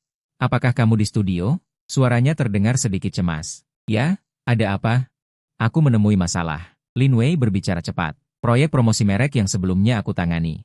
Mitra kerjasama tiba-tiba berubah pikiran, ingin mengganti rencana, dan harus diserahkan besok. Aku tidak bisa menyelesaikannya sendirian. Bisakah kamu datang membantuku? Tepat di kantorku. Aku melihat waktu. Sekitar jam 9 malam. Kirimi aku alamatnya. Aku akan segera ke sana. Kantor Linway tidak jauh dari studio kami. Naik taksi hanya belasan menit. Dia adalah direktur kreatif di sebuah perusahaan periklanan terkenal. Dia tanpa putus asa di depan komputer, mejanya penuh dengan berbagai dokumen. Oke, kamu datang. Melihatku, Linway seperti melihat penyelamat. Cepat bantu aku lihat. Bagaimana cara membuat arah baru ini? Aku menarik kursi dan duduk, mulai menganalisis kebutuhan bersamanya, menguraikan logikanya. Kami berdua adalah pekerja keras. Begitu kami tenggelam di dalamnya, kami melupakan waktu. Tanpa sadar, sudah lewat jam 2 pagi. Kerangka rencana baru, akhirnya mulai terbentuk. Detail sisanya akan aku sempurnakan besok pagi. Linway menghela napas panjang, bersandar di kursi, berkata, terima kasih banyak hari ini. Kalau bukan karenamu, aku pasti tamat. Hanya membantu sedikit. Aku tersenyum. Aku juga merasa sedikit lelah. Tidak masalah. Aku tahu ada kedai jajanan malam di dekat sini. Rasanya sangat enak. Aku traktir kamu. Linway berdiri. Menggerakkan lehernya yang kaku. Aku juga merasa lapar. Aku mengangguk. Baiklah, kita bereskan barang-barang kita, lalu turun. Jalanan larut malam sangat sunyi, hanya ada kendaraan yang sesekali lewat. Kami menuju kedai jajanan malam. Tidak jauh dari sudut gang, didirikan beberapa meja kecil, mengepulkan uap panas. Kami memesan beberapa tusuk sate dan bubur pot panas, duduk di bangku kecil dan mulai makan. Kami sibuk sepanjang malam. Makan makanan hangat seperti ini di tengah malam terasa sangat memuaskan. Ngomong-ngomong, Linway menggigit tusuk sate. Berbicara dengan mulut penuh, mantan pacarmu tidak mengganggumu lagi, kan? Aku menggelengkan kepalaku. Tidak, baguslah, Linway mengangguk. Kemudian dia seolah teringat sesuatu. Oh ya, beberapa hari yang lalu aku mendengar seorang teman berkata, bahwa dia sepertinya melihat Swan King di Tiongkok. Tangan yang memegang sumpitku berhenti. Dia datang ke Tiongkok? Mungkin dia datang untuk perjalanan bisnis atau liburan. Linway menatapku. Kamu tidak mungkin masih memikirkannya, kan? Tidak. Aku menjawab dengan tegas. Sudah berlalu. Baguslah. Linway tersenyum, matanya tampak sangat cerah di bawah lampu jalan. Untuk keberuntunganmu, bersulang. Dia mengangkat gelas berisi susu kedelai. Aku tertawa geli olehnya. Aku mengangkat gelas dan menyenggolnya. Setelah selesai makan malam, aku mengantar Linway kembali ke perusahaan tempat dia mengambil mobilnya di dekat sana. Melihatnya mengemudi pergi. Aku berbalik untuk kembali ke apartemenku. Tepat saat aku sampai di persimpangan, sebuah mobil hitam mewah berhenti perlahan di depanku. Jendela mobil turun, memperlihatkan wajah Lu Zhenting yang tanpa ekspresi. Tuan Chen, sudah larut. Masih sibuk, nadanya tidak menunjukkan emosi apapun. Jantungku tenggelam. Mobil ini, apakah dia terus mengawasiku? Tuan Lu, betapa kebetulan. Aku berusaha menjaga ketenangan di permukaan. Bukan kebetulan, kata Lu Zhenting pelan. Aku sengaja datang mencarimu. Masuklah ke mobil, kita bicara. Aku menatap wajahnya yang tidak bisa dibantah. Mengetahui aku tidak bisa menghindar, aku menarik napas dalam-dalam dan membuka pintu mobil. Aku masuk. Ruang interior mobil sangat luas, berbau kulit asli dan wangi samar. Supir diam-diam menaikkan sekat pemisah. Bagaimana pertimbanganmu atas tawaran terakhirku? Lu Zhenting langsung ke pokok persoalan. Tuan Lu, jawabanku sama seperti terakhir kali. Aku menjawab, ambisi itu bagus, tetapi kamu juga harus mengenali kenyataan. Kamu pikir, dengan studio kecilmu itu, bisa bertahan di Tiongkok? Segala sesuatu tergantung pada usaha manusia. Betapa hebatnya, segala sesuatu tergantung pada usaha manusia. Lu Zhenting menoleh, tatapannya mengunciku seperti serigala ganas. Kalau begitu, biarkan aku memberitahumu, jika Hongyu Group dan perusahaan yang bekerja sama dengan Hongyu tidak lagi memiliki urusan bisnis apapun dengan studiomu. Berapa lama kalian bisa bertahan? Jantungku berdetak kencang. Dia ingin membaikot kita. Tuan Lu, Anda tahu apa maksud saya? Maksudku sederhana. Lu Zhenting sedikit condong ke depan. Memberikan tekanan yang kuat. Atau datanglah ke Hongyu bekerja untukku, atau bawa harga dirimu dan studio kakakmu bersama-sama. Dan jangan pernah bisa bergerak di Tiongkok. Dia berhenti sejenak, lalu menambahkan, oh, dan ngomong-ngomong, Ziyu akan kembali bulan depan dan secara resmi bergabung dengan manajemen Hongyu. Aku tidak ingin dia terpengaruh oleh orang-orang yang tidak relevan. Atau masalah kecil yang tidak menyenangkan di masa lalu, yang memengaruhi pekerjaan dan suasana hatinya. Kamu mengerti? Aku akhirnya mengerti. Dia berputar-putar begitu jauh, menggunakan manipulasi dan ancaman. Alasan utamanya adalah Lu Ziyu. Dia takut keberadaanku akan mempengaruhi putranya. Dia ingin mengendalikanku sepenuhnya. Atau mengeluarkanku sepenuhnya dari industri ini. Kemarahan membuncah dari lubuk hati, tapi aku memaksakan diri untuk tenang. Menghadapi seseorang dengan level Lu Zhengtin secara langsung hanya akan merugikanku dan Yao Chen. Tuan Lu, apakah Anda tidak berpikir ini sedikit berlebihan? Aku berusaha membuat suaraku tetap stabil. Dunia bisnis seperti medan perang. Tidak ada yang berlebihan. Lu Zhengtin bersandar lagi. Aku memberimu 3 hari untuk berpikir. 3 hari kemudian. Jika kamu masih memberikan jawaban yang sama, jangan salahkan aku karena tidak berbelas kasih. Mobil entah kapan. Sudah berhenti di bawah gedung apartemenku. Turunlah. Lu Zhengtin memerintah. Aku mendorong pintu mobil dan turun. Mobil hitam itu melaju tanpa ragu, menghilang ke dalam kegelapan malam. Angin malam bertiup di wajahku, dinginnya menusuk tulang. Ancaman Lu Zhengtin bukanlah sekadar omong kosong. Dengan kekuatan Hongyu Group di industri ini, jika dia benar-benar memutuskan untuk memblokir kita, studio Yao Chen mungkin akan sulit bertahan. Apa yang harus kulakukan? Apakah aku akan menyeret Yao Chen dan seluruh tim? Mereka mengikutiku dan berjuang bersama karena mereka percaya padaku. Menunduk pada Lu Zhengtin, bekerja di bawahnya, hidup dari belas kasihan orang lain, bahkan mungkin berhadapan dengan Lu Ziyu. Apa bedanya dengan kembali ke kehidupan yang menindas dan memalukan di masa lalu? Aku berdiri di bawah gedung apartemen, memandangi lampu-lampu kota yang masih berkelip di kejauhan. Untuk pertama kalinya, aku merasa betapa kecilnya kekuatan individu di kota yang ramai ini. Tetapi menyerah begitu saja jelas tidak mungkin. Aku mengeluarkan ponselku dan menelepon Yao Chen. Masalah ini harus diberitahukan kepadanya. Telepon berdering lama sebelum dijawab. Suara Yao Chen serak karena baru bangun tidur. Ah Ze, sudah selarut ini. Ada apa, kakak senior? Aku menarik napas dalam-dalam, berusaha membuat suaraku terdengar tenang. Aku baru saja bertemu Lu Zhengtin. Lu Zhengtin? Rasa kantuk Yao Chen sepertinya langsung hilang. Tuan Lu dari Hongyu, ada apa dia mencarimu? Dia memintaku bekerja di Hongyu. Aku menolak. Aku berhenti sejenak. Lalu aku mengucapkan bagian yang paling mengerikan. Dia mengancam bahwa jika kita tidak berkompromi, Hongyu dan mitra mereka akan memblokir studio kita. Keheningan panjang menyelimuti ujung telepon. Aku hanya bisa mendengar napas Yao Chen yang semakin berat. Aku tahu betapa berartinya berita ini baginya. Studio adalah hasil kerja kerasnya selama bertahun-tahun. Dan itu juga merupakan harapan masa depan kita semua. Sialan, apa yang bisa kita lakukan? Yao Chen mengutuk pelan, suaranya penuh amarah dan ketidakberdayaan. Berdasarkan apa? Berdasarkan fakta bahwa dia adalah Lu Zhengtin, berdasarkan posisi Hongyu di industri ini. Aku berkata dengan getir. Lalu kamu? Suara Yao Chen sedikit ragu. Aku berkata dengan tegas. Kakak senior, maafkan aku. Aku menyeretmu dan studio ke dalam masalah. Omong kosong, Yao Chen tiba-tiba meninggikan suaranya. Apa hubungannya denganmu? Orang tua itu menyalahgunakan kekuasaannya. Kita bertindak benar dan jujur. Kita tidak takut padanya. Kata-katanya menghangatkan hatiku, tetapi tekanan kenyataan tetap berat. Tapi, jika dia benar-benar tidak ada jika. Yao Chen memotongku, menjadi teguh lagi. Ah Ze, ingatkah kamu tujuan awal kita mendirikan studio? Bukankah itu untuk tidak menjadi boneka modal? Bisakah kita membuat sesuatu sesuai keinginan kita? Jika kita menunduk pada Lu Zhengtin sekarang, apa artinya kegigihan kita sebelumnya? Tetapi kelangsungan hidup studio. Jalan akan terbuka saat gunung datang. Yao Chen sepertinya telah mengambil keputusan.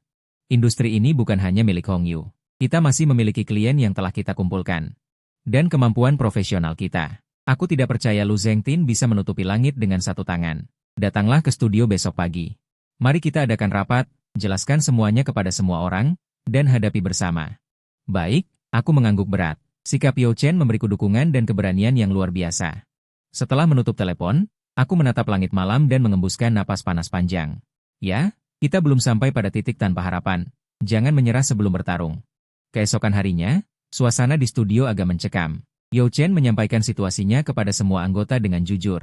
Termasuk ancaman dari Lu Zhengtin. Yang mengejutkanku, tidak ada yang mengusulkan untuk pergi atau mengeluh. Beberapa anak muda di tim justru membangkitkan semangat juang. Kenapa takut padanya? Kita cari makan dengan kemampuan kita. Apa dia bisa mengusir kita dari studio? Ya, biarkan mereka lihat, studio kecil kita tidak bisa diganggu begitu saja. Kakak Yao. Kakak Z, kami akan ikut denganmu. Paling buruk, kita mulai dari nol lagi. Melihat wajah-wajah muda yang tegas itu. Mataku sedikit berkaca-kaca. Inilah kekuatan tim. Yao Chen jelas sangat tersentuh. Dia menepuk tangan. Baik, karena semua orang sehati, maka kita akan melawan Lu Zhengtin. Mulai hari ini, semua orang lembur, kerjakan proyek kita semaksimal mungkin. Sambil itu, secara aktif kembangkan sumber daya pelanggan baru, terutama perusahaan yang tidak terkait. Atau berselisih dengan Hongyu. Ya, setelah rapat motivasi. Seluruh studio bergerak seperti jam yang terpasang, penuh semangat juang. Aku dan Yao Chen membagi tugas. Dia terutama bertanggung jawab untuk menenangkan pelanggan yang ada dan manajemen internal. Aku memimpin tim bisnis, mulai melakukan kunjungan gila-gilaan ke pelanggan lama. Menghadiri salon industri, memperluas jaringan. Setelah Lin Wei mengetahui hal ini, dia juga menggunakan jaringan hubungannya, memperkenalkan kami beberapa pelanggan yang tertarik. Hari-hari berlalu dalam kesibukan dan tekanan. Benar saja, beberapa pelanggan yang awalnya tertarik untuk bekerja sama, setelah kontak awal menjadi ragu-ragu, bahkan langsung menolak. Jelas, pengaruh Lu Zhengtin mulai terlihat, tapi kami tidak putus asa. Sekali ditolak, cari kesempatan berikutnya. Jika proposal ditolak, revisi sampai pelanggan puas. Usaha tidak akan mengkhianati orang yang bertekad. Setelah sebulan penuh kegagalan, kami akhirnya memenangkan proyek penting. Untuk perusahaan teknologi internet baru, inovasi teknologi. Menciptakan citra merek baru dan rencana promosi peluncuran. Pendiri perusahaan ini memiliki latar belakang kuat dan bersaing bisnis dengan grup Hongyu. Mereka sama sekali tidak terpengaruh oleh Lu Zhengtin. Yang mereka hargai adalah kreativitas dan kerja keras studio kami. Proyek ini seperti pukulan keras. Dan sejenisnya. Semua orang di tim kami mengerti, ini bukan hanya sebuah proyek, tetapi juga pertempuran kunci untuk memecahkan blokade kami. Saat kami all out untuk proyek inovasi teknologi, seseorang yang tidak terduga muncul di studio. Hari itu, aku lembur sampai lewat jam 10 malam. Baru saja keluar dari gedung perkantoran, aku melihat Suan King berdiri di bawah lampu jalan, sosoknya tampak agak kurus. Dia terlihat sangat kurus. Wajahnya pucat, mengenakan gaun sederhana. Angin malam meniup roknya dan rambut panjangnya. Membuatnya tampak memiliki keindahan yang rapuh. Melihatku, matanya berbinar seketika. Kemudian dia menjadi gelisah lagi. Aze, dia memanggil namaku dengan suara tercekat. Aku berhenti berjalan, hatiku tidak beriak, hanya sedikit tersipu. Bagaimana kamu menemukan tempat ini? Aku bertanya pada Yao Cheng, kakak senior. Dia menunduk, jari-jarinya menggaruk tanah dengan gugup. Aku sudah di sini selama beberapa hari. Aku pergi ke tempatmu tinggal sebelumnya, dan menemukanmu pindah. Aku butuh waktu lama untuk mencari tahu. Bahwa kamu bekerja di sini. Ada apa? Nada bicaraku dingin. Aku hanya ingin menemuimu. Dia mengangkat kepalanya. Matanya dengan cepat memerah. Aze, aku tahu aku salah. Aku benar-benar tahu aku salah. Aku dan Lu Ziyu sudah benar-benar putus. Kami juga sudah mengurus akta perceraian. Dulu aku dibutakan oleh nafsu. Aku mengecewakanmu. Itu semua sudah berlalu. Aku memotongnya. Jika kamu datang hanya untuk mengatakan ini. Kalau begitu kamu bisa kembali. Itu tidak bisa berlalu. Tidak akan berlalu bagiku. Air mata Suan King jatuh. Dia melangkah maju, mencoba meraih tanganku. Aku menghindar ke samping. Tangannya menggantung di udara. Aku tidak akan pernah menemui Lu Ziyu lagi. Aku, Suan King. Aku memotongnya lagi. Suaraku tenang tapi memiliki kekuatan yang tak terbantahkan. Antara kita, sejak kamu memilih untuk percaya pada Lu Ziyu. Saat kamu menutup teleponku yang meminta bantuan, semuanya benar-benar berakhir. Aku sekarang punya kehidupan baru, pekerjaan baru. Aku tidak ingin ada keterikatan lagi dengan masa lalu. Tolong jangan mencariku lagi di masa depan. Setelah selesai berbicara, aku melewatinya dan berjalan menuju stasiun kereta bawah tanah. Apakah itu karena Lin Wei? Suan King di belakangku. Dia di belakangku. Dia di belakangku. Aku memotongnya lagi. Aku memotongnya lagi. Aku memotongnya lagi. Aku memotongnya lagi. Aku berjalan menuju stasiun kereta bawah tanah. Apakah itu karena Lin Wei? Suan King berteriak di belakangku dengan suara serak. Aku dengar kamu sangat dekat dengannya. Apakah kamu menyukainya? Aku tidak menoleh ke belakang. Aku juga tidak menjawab. Tebakan dan gangguannya hanya membuatku semakin bersyukur telah meninggalkannya. Chen Ze, kamu tidak akan bahagia. Kamu meninggalkanku. Kamu pasti akan menyesal. Suaranya terdengar sedikit putus asa dalam angin malam. Aku mempercepat langkahku, sepenuhnya meninggalkan dia dan semua emosi negatif yang dibawanya di belakang. Menyesal? Satu-satunya penyesalanku adalah tidak pergi lebih cepat. Kemunculan Suan King tadi malam hanyalah selingan kecil, tidak memengaruhi pekerjaan dan hidupku. Aku bahkan tidak memberitahu Yao Chen dan Lin Wei tentang hal itu. Proyek inovasi teknologi telah memasuki tahap pelaksanaan yang paling krusial. Aku dan tim hampir tinggal di studio, berulang kali mengasah setiap detail. Malam itu, aku sedang memeriksa rendering terakhir. Lin Wei datang membawa makan malam. Belum selesai, dia meletakkan kopi panas dan kue-kue di mejaku, memberi kalian sedikit amunisi tambahan. Segera, mari kita periksa sekali lagi. Aku menggosok pelipisku yang lelah. Lin Wei menarik kursi dan duduk di sebelahku, menatap layar dengan tenang, tanpa menggangguku. Setelah beberapa saat, dia tiba-tiba berkata, "Aku dengar. Suan King datang menemuimu." Aku berhenti mengetik dan mengangguk. "Ya, dia tidak mengganggumu kan?" "Sudah ku selesaikan." Lin Wei menatapku. Matanya agak rumit. Jangan ragu, katakan saja apa yang ingin kamu katakan. Aku berhenti bekerja dan menatapnya. Tidak ada apa-apa. Lin Wei tersenyum. Awalnya aku berpikir, kamu menanganinya dengan sangat tegas, itu bagus. Aku melihat telinganya yang sedikit memerah. Aku sepertinya mengerti sesuatu, tetapi aku tidak mengungkapkannya. Sekarang, bukan waktunya untuk memikirkan hal-hal ini. Akhirnya, konferensi pers peluncuran merek Ultimate Innovation Technology sukses besar. Sistem visual dan rencana promosi yang kami rancang mendapat pujian bulat dari klien dan industri, bahkan memicu diskusi hangat di media sosial. Studio kami, dengan kasus sukses ini, berhasil mematahkan blokade Lu Zhengyuan. Tidak hanya mengokohkan posisi kami, tetapi juga menarik lebih banyak klien yang mencari inovasi dan terobosan. Beberapa klien yang sebelumnya ragu-ragu karena tekanan dari Hongyu juga kembali menghubungi kami. Kami memenangkan pertempuran pertama. Saat bisnis studio kami berangsur-angsur berjalan lancar dan segalanya tampak cerah, Yao Cheng menerima telepon dari lembaga investasi luar negeri. Mereka menyatakan sangat mengapresiasi konsep dan karya studio kami, dan berharap dapat berinvestasi untuk membantu kami membuka cabang di pasar luar negeri. Ini adalah kesempatan yang sangat menggiurkan, yang berarti kami dapat keluar dari medan pertempuran domestik dan melangkah ke panggung internasional yang lebih luas. Untuk sepenuhnya lepas dari bayang-bayang Lu Zhengyuan, Yao Cheng tergoda. Dia berbicara serius dengan saya sekali. Aze, bagaimana menurutmu? Ini adalah kesempatan sekali seumur hidup. Mata Yao Cheng bersinar penuh semangat. Saya berpikir sejenak. Peluangnya memang sangat bagus. Tetapi, kakak senior, kita tidak familiar dengan pasar luar negeri. Ekspansi gegabah. Risikonya sangat besar, dan studio baru saja mulai berkembang di dalam negeri. Membagi sumber daya sekarang. Saya tahu kekhawatiranmu, Yao Cheng menyela saya. Tetapi pernahkah kamu berpikir, selama kita tetap di sini, kita akan selalu berada dalam jangkauan pandangan Lu Zhengyuan. Kali ini kita beruntung menang. Bagaimana dengan lain kali? Orang seperti dia tidak akan menyerah dengan mudah. Pergi ke luar negeri adalah cara terbaik untuk menghindarinya. Apa yang dia katakan memang masuk akal.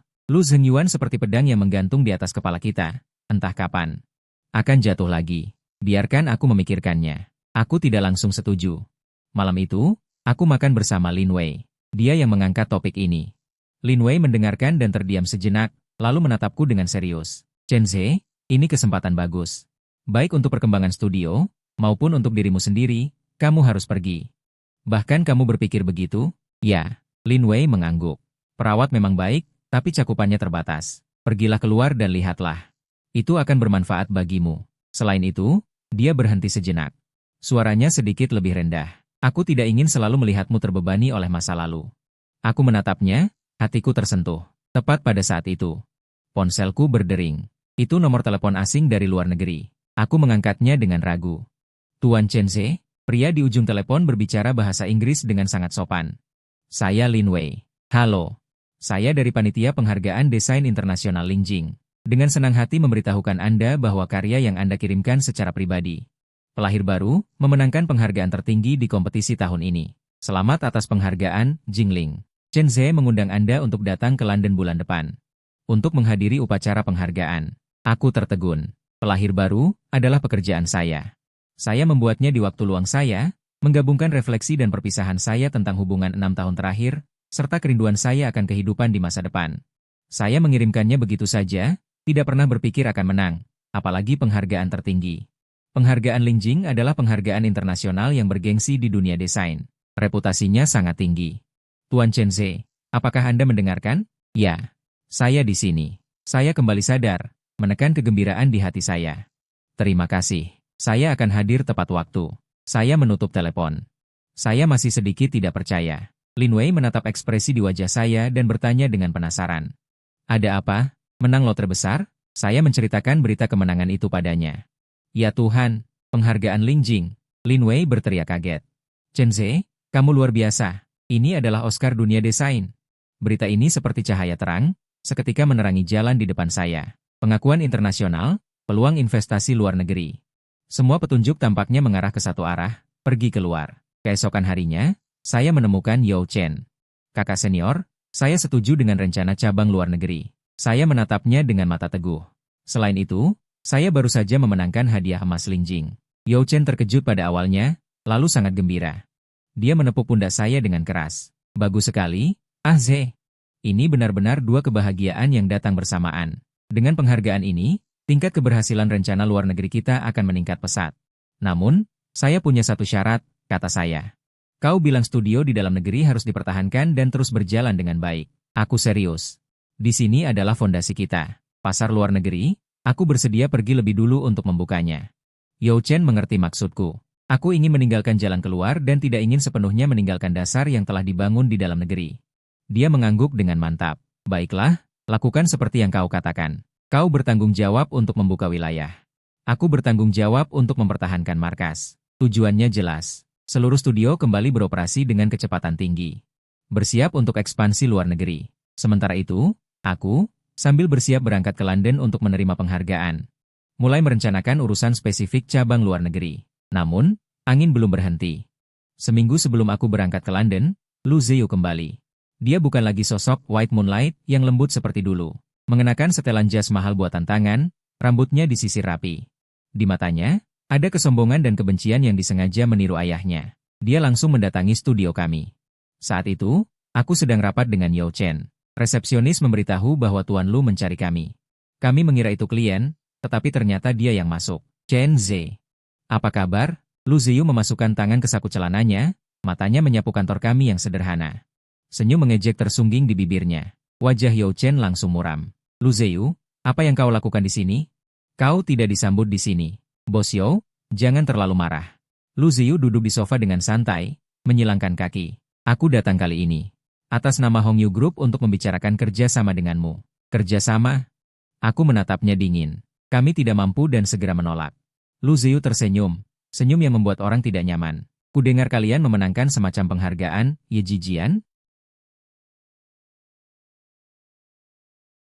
Dia terdiam, tatapannya menjadi licik. Aku menasihatimu untuk tetap di tempatmu, menjaga tanahmu sendiri. Luar negeri, bukan tempatmu untuk bermain dan menghasilkan uang. Jika tidak, kau akan kehilangan istri dan pasukan. Jangan salahkan aku jika aku tidak mengingatkanmu. Ini sudah ancaman terang-terangan. Yao Chen tiba-tiba berdiri. Lu Diu.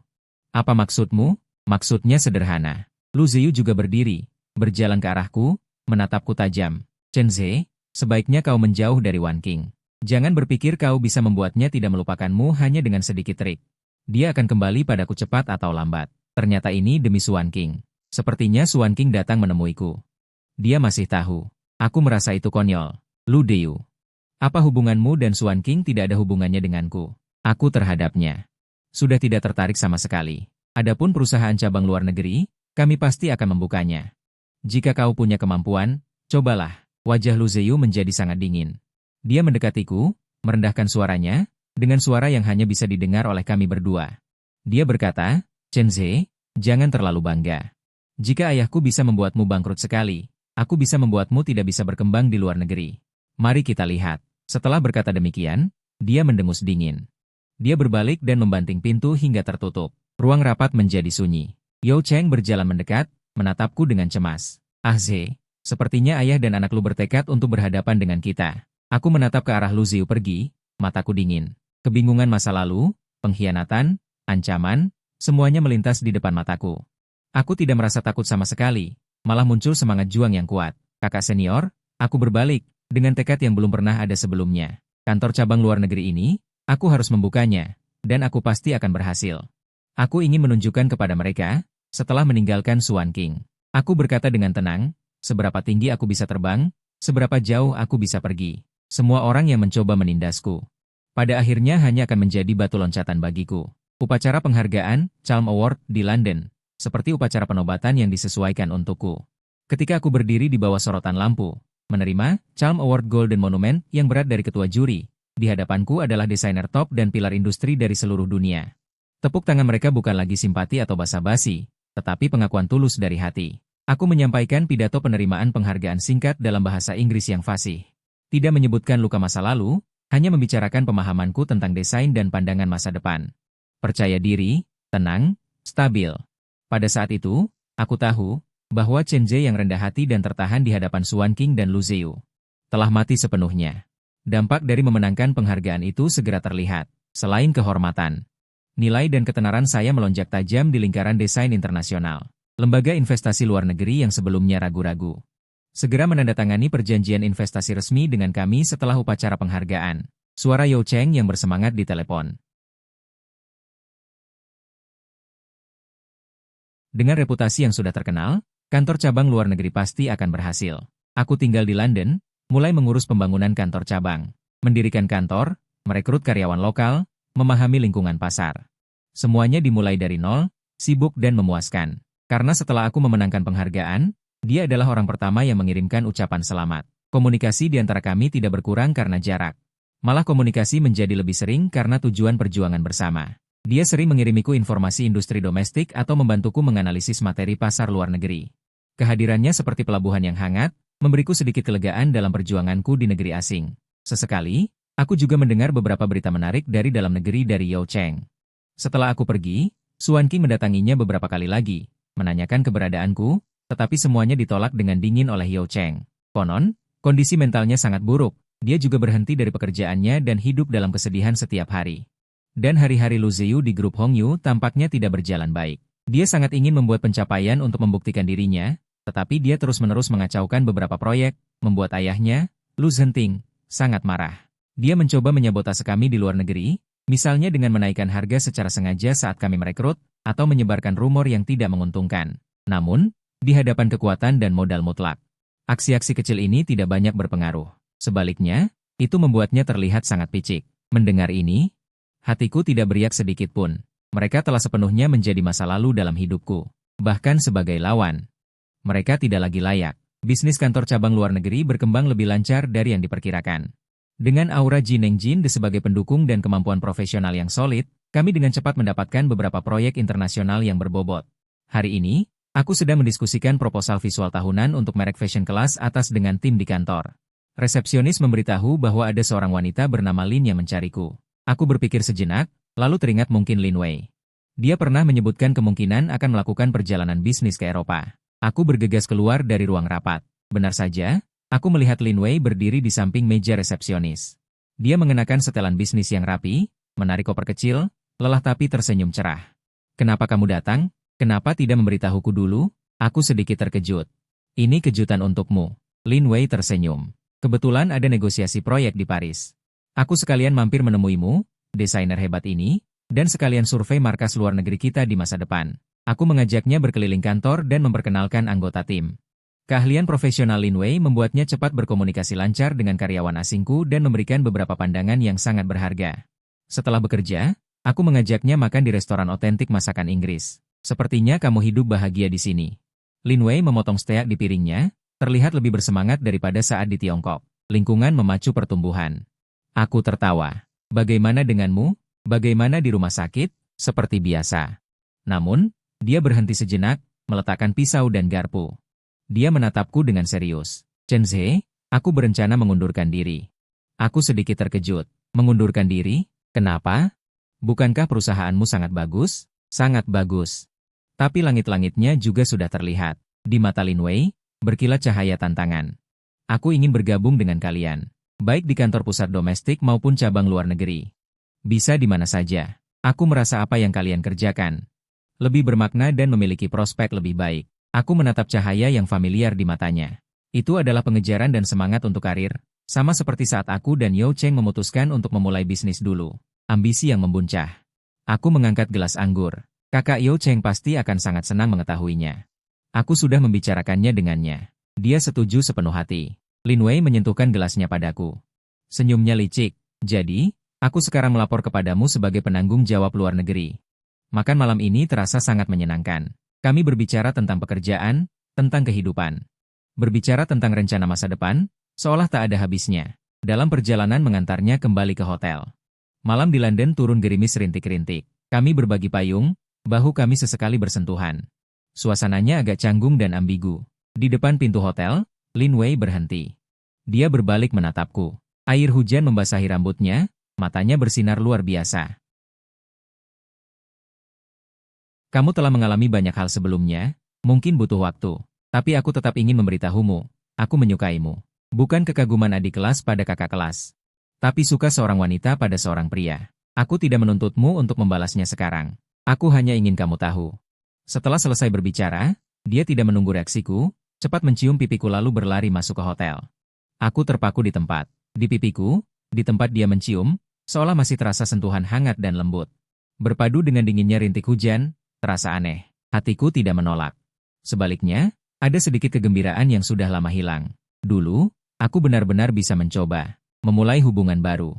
Bergabungnya Lin Wei seperti memberikan suntikan energi bagi cabang luar negeri. Kemampuan perencanaannya yang luar biasa dan keterampilan negosiasi bisnisnya melengkapi tim desain profesional kami dengan sempurna. Bersama-sama kami memenangkan satu demi satu proyek. Cabang kami dengan cepat mapan di kalangan desainer di London, bahkan mulai mengirimkan beberapa sumber daya internasional ke kantor pusat domestik. Hubungannya dengan Lin Wei juga semakin hangat selama masa perjuangan bersama ini. Kami tidak secara sengaja menentukan hubungan, tapi pengertian dan kepedulian di antara kami sudah melampaui teman biasa. Dia akan membawakanku makan malam saat aku lembur. Aku akan mengurusnya saat dia sakit, tulus dan hangat, tapi membosankan. Tepat saat aku mengira hidupku akhirnya berjalan sesuai jalur. Masa depan terlihat cerah, namun krisis besar datang secara tak terduga. Rencana visual tahunan yang kami rancang untuk merek fashion kelas atas. Di detik-detik terakhir sebelum dirilis, dihentikan mendadak oleh pihak lain. Perwakilan merek memberitahu kami dengan tegas. Ide inti kami dan studio desainer terkenal Italia. Karya yang baru saja dirilis, sangat mirip. Sangat mirip? Ini adalah aib terbesar bagi seorang desainer. Aku segera memanggil tim untuk menyelidiki, dan meminta Lin Wei menggunakan semua koneksinya untuk menyelidiki studio Italia itu. Hasil penyelidikan mengejutkan. Karya yang dirilis oleh studio Italia itu, baik dalam penggunaan warna, struktur bentuk, maupun ekspresi konsep, sangat mirip dengan bagian inti dari rencana kami. Seolah-olah mereka telah melihat sketsa desain kami sebelumnya. Ini tidak mungkin. Rencana kami selalu dijaga kerahasiaannya. Seorang desainer muda di tim berteriak dengan penuh semangat, kebocoran internal. Pikiran ini membuatku bergidik. Hanya aku dan beberapa anggota inti yang memiliki akses ke rencana akhir, termasuk Lin Wei. Periksa izin internal dan catatan akses. Periksa semuanya. Aku memaksakan diri untuk tenang dan memberi perintah. Pada saat yang sama, pihak merek memberi kami ultimatum, meminta kami memberikan penjelasan yang masuk akal dalam waktu 48 jam. Jika tidak, mereka tidak hanya akan menghentikan kerjasama, tetapi juga meminta pertanggungjawaban hukum kami dan mempublikasikan masalah ini. Begitu tuduhan plagiarisme terbukti. Reputasi yang baru saja kami bangun akan hancur. Cabang luar negeri akan segera jatuh ke dalam jurang kehancuran, termasuk kantor pusat domestik. Seluruh perusahaan diliputi ketegangan dan kepanikan. Saat kami sedang pusing, Yo Chun menelepon mendesak dari dalam negeri. Suaranya penuh dengan kemarahan dan kelelahan yang luar biasa. Aze, ada masalah di dalam negeri. Seseorang membocorkan berita bahwa kita dituduh menjiplak. Kepada media. Sekarang internet meledak. Beberapa klien domestik menelepon untuk menanyakan situasi. Nada mereka tidak ramah. Dia memaki, ini jelas ada orang yang menjebak kita.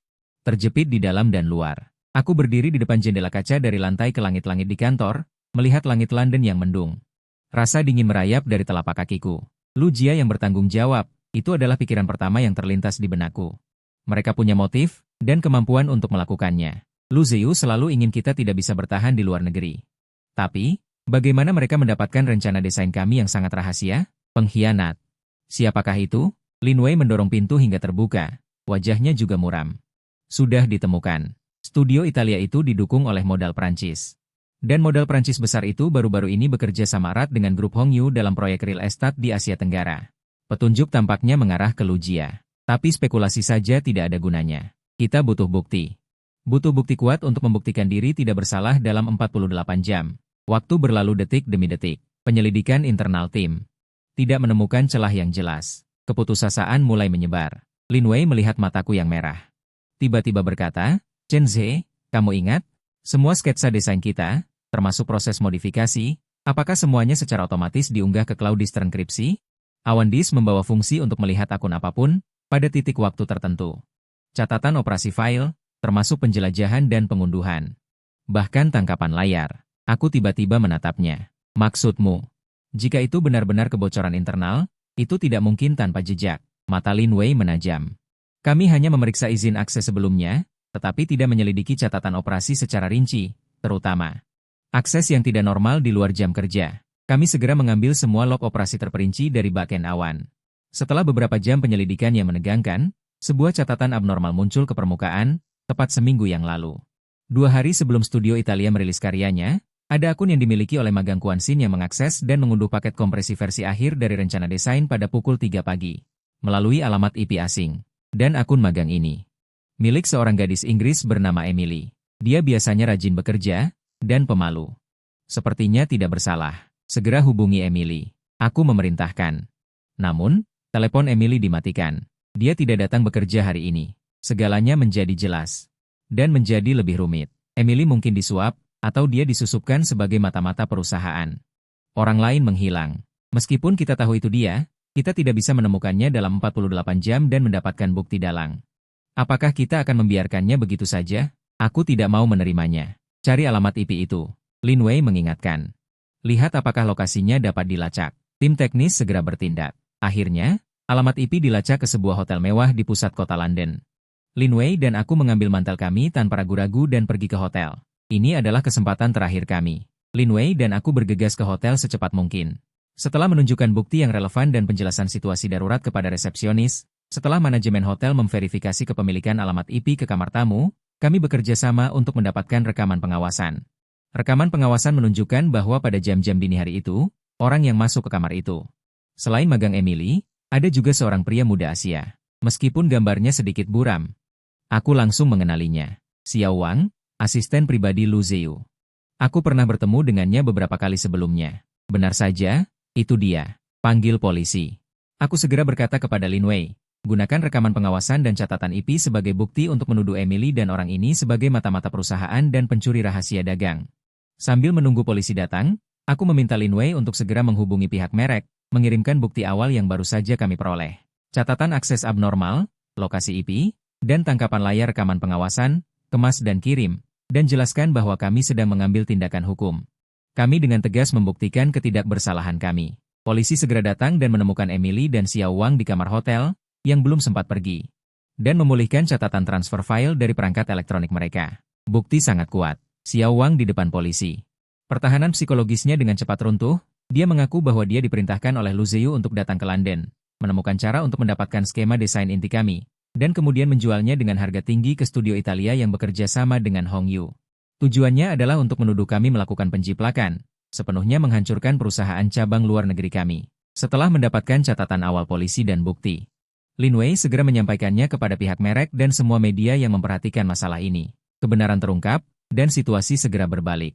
Pihak penanggung jawab merek menelepon secara pribadi untuk meminta maaf dan menyatakan bahwa mereka semakin percaya pada profesionalisme dan integritas kami kerjasama tetap berjalan seperti biasa. Bahkan bersedia memberikan lebih banyak sumber daya untuk publikasi dan promosi kami selanjutnya media yang sebelumnya meragukan kami. Semua beralih melaporkan kasus spionase komersial ini, yang membawa Lu Ziyu dan grup Hong Yu di belakangnya. Menjadi sorotan kecaman dunia desain internasional terhadap metode tercela seperti ini. Kita menang. Lin Wei menutup telepon terakhir dari media, menggenggam lenganku dengan penuh semangat. Matanya sedikit berair. Aku menghela napas lega. Saraf yang membeku hanya selama puluhan jam. Akhirnya rileks. Kali ini, dia menelepon dari dalam negeri dengan suara yang bersemangat. Suaranya bersemangat. Kerja bagus. Opini publik di sini juga berbalik. Semua orang bilang kita dijebak secara jahat. Sekarang bagus. Kulihat dia, Lu Zhenting, masih melindungi putra kesayangannya. Lu Ziyu membakar dirinya sendiri kali ini, akibatnya jauh lebih buruk dari yang kita bayangkan. Kasus spionase komersial ini membuat keributan internasional, sangat mempengaruhi rencana pembiayaan luar negeri grup Hong Yu yang sedang berlangsung. Beberapa mitra internasional penting, demi reputasi, menangguhkan negosiasi kerjasama dengan Hong Yu. Lu Zhenting sangat marah, konon dia terbang ke London secara pribadi dan menggunakan banyak jaringan dan uang. Baru berhasil mengeluarkan Lu Ziyu dari skandal ini, membiarkan asisten pribadinya Xiao Wang menanggung semua tanggung jawab pidana. Namun, posisi Lu Ziyu di dalam grup anjlok.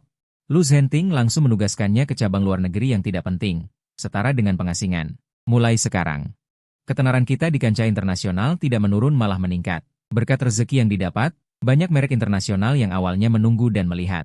Melihat kemampuan kita dalam menghadapi krisis dan kekuatan desain, mereka semua datang berbondong-bondong. Volume bisnis cabang luar negeri kita meningkat berkali-kali lipat. Hubungan antara aku dan Lin Wei secara alami menjadi jelas selama proses menghadapi krisis bersama ini. Tidak ada pengakuan cinta yang bombastis, hanya setelah semuanya selesai, kami saling tersenyum. Kami hanya berpelukan, mata satu sama lain penuh dengan kepercayaan dan masa depan. Hidup seolah akhirnya tersenyum padaku. Setahun kemudian, London, cabang luar negeri kita, telah berkembang menjadi sebuah agen desain yang cukup terkenal di industri ini. Lin Wei dan aku membeli apartemen kecil di Teawusi dan Pan. Kami memiliki rumah kami sendiri yang sesungguhnya. Akhir pekan, kami sedang menyiapkan makan malam di rumah. Yao Chen menelepon melalui video. Dia terlihat bersemangat. Azhe. Lin Wei, kabar baik. Di sini di Tiongkok, grup Hongyu mengalami masalah besar. Suara You Chen penuh kegembiraan. Proyek properti mereka di Asia Tenggara telah meledak total karena pelanggaran operasi dan masalah rantai pasokan. Proyek dihentikan. Mitra menggugat, ban menagih hutang, harga saham anjlok. Lu Zhenting pusing 7 keliling, konon sudah masuk rumah sakit. Aku menimbang-nimbang.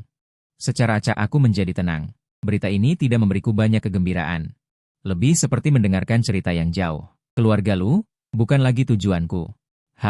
Aku tahu. Aku menjawab dengan ringan.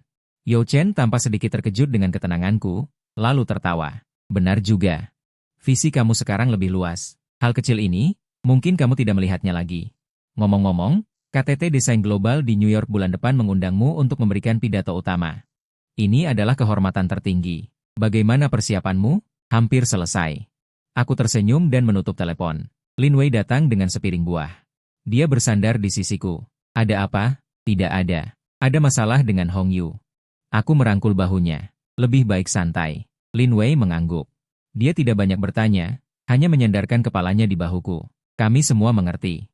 Semua yang telah berlalu, benar-benar telah berlalu.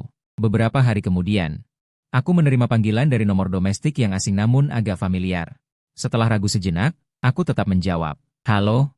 Di ujung telepon, terdengar suara tua yang lelah. Itu Lu Zhenting. Tuan Lu, aku sedikit terkejut. Chen Zhe? Suara Lu Zhenting terdengar sedikit ragu-ragu, tetapi tetap memohon. Aku tahu. Dulu itu Deyu dan aku. Mengingat kita pernah saling mengenal, bisakah kamu berbicara sedikit untukku?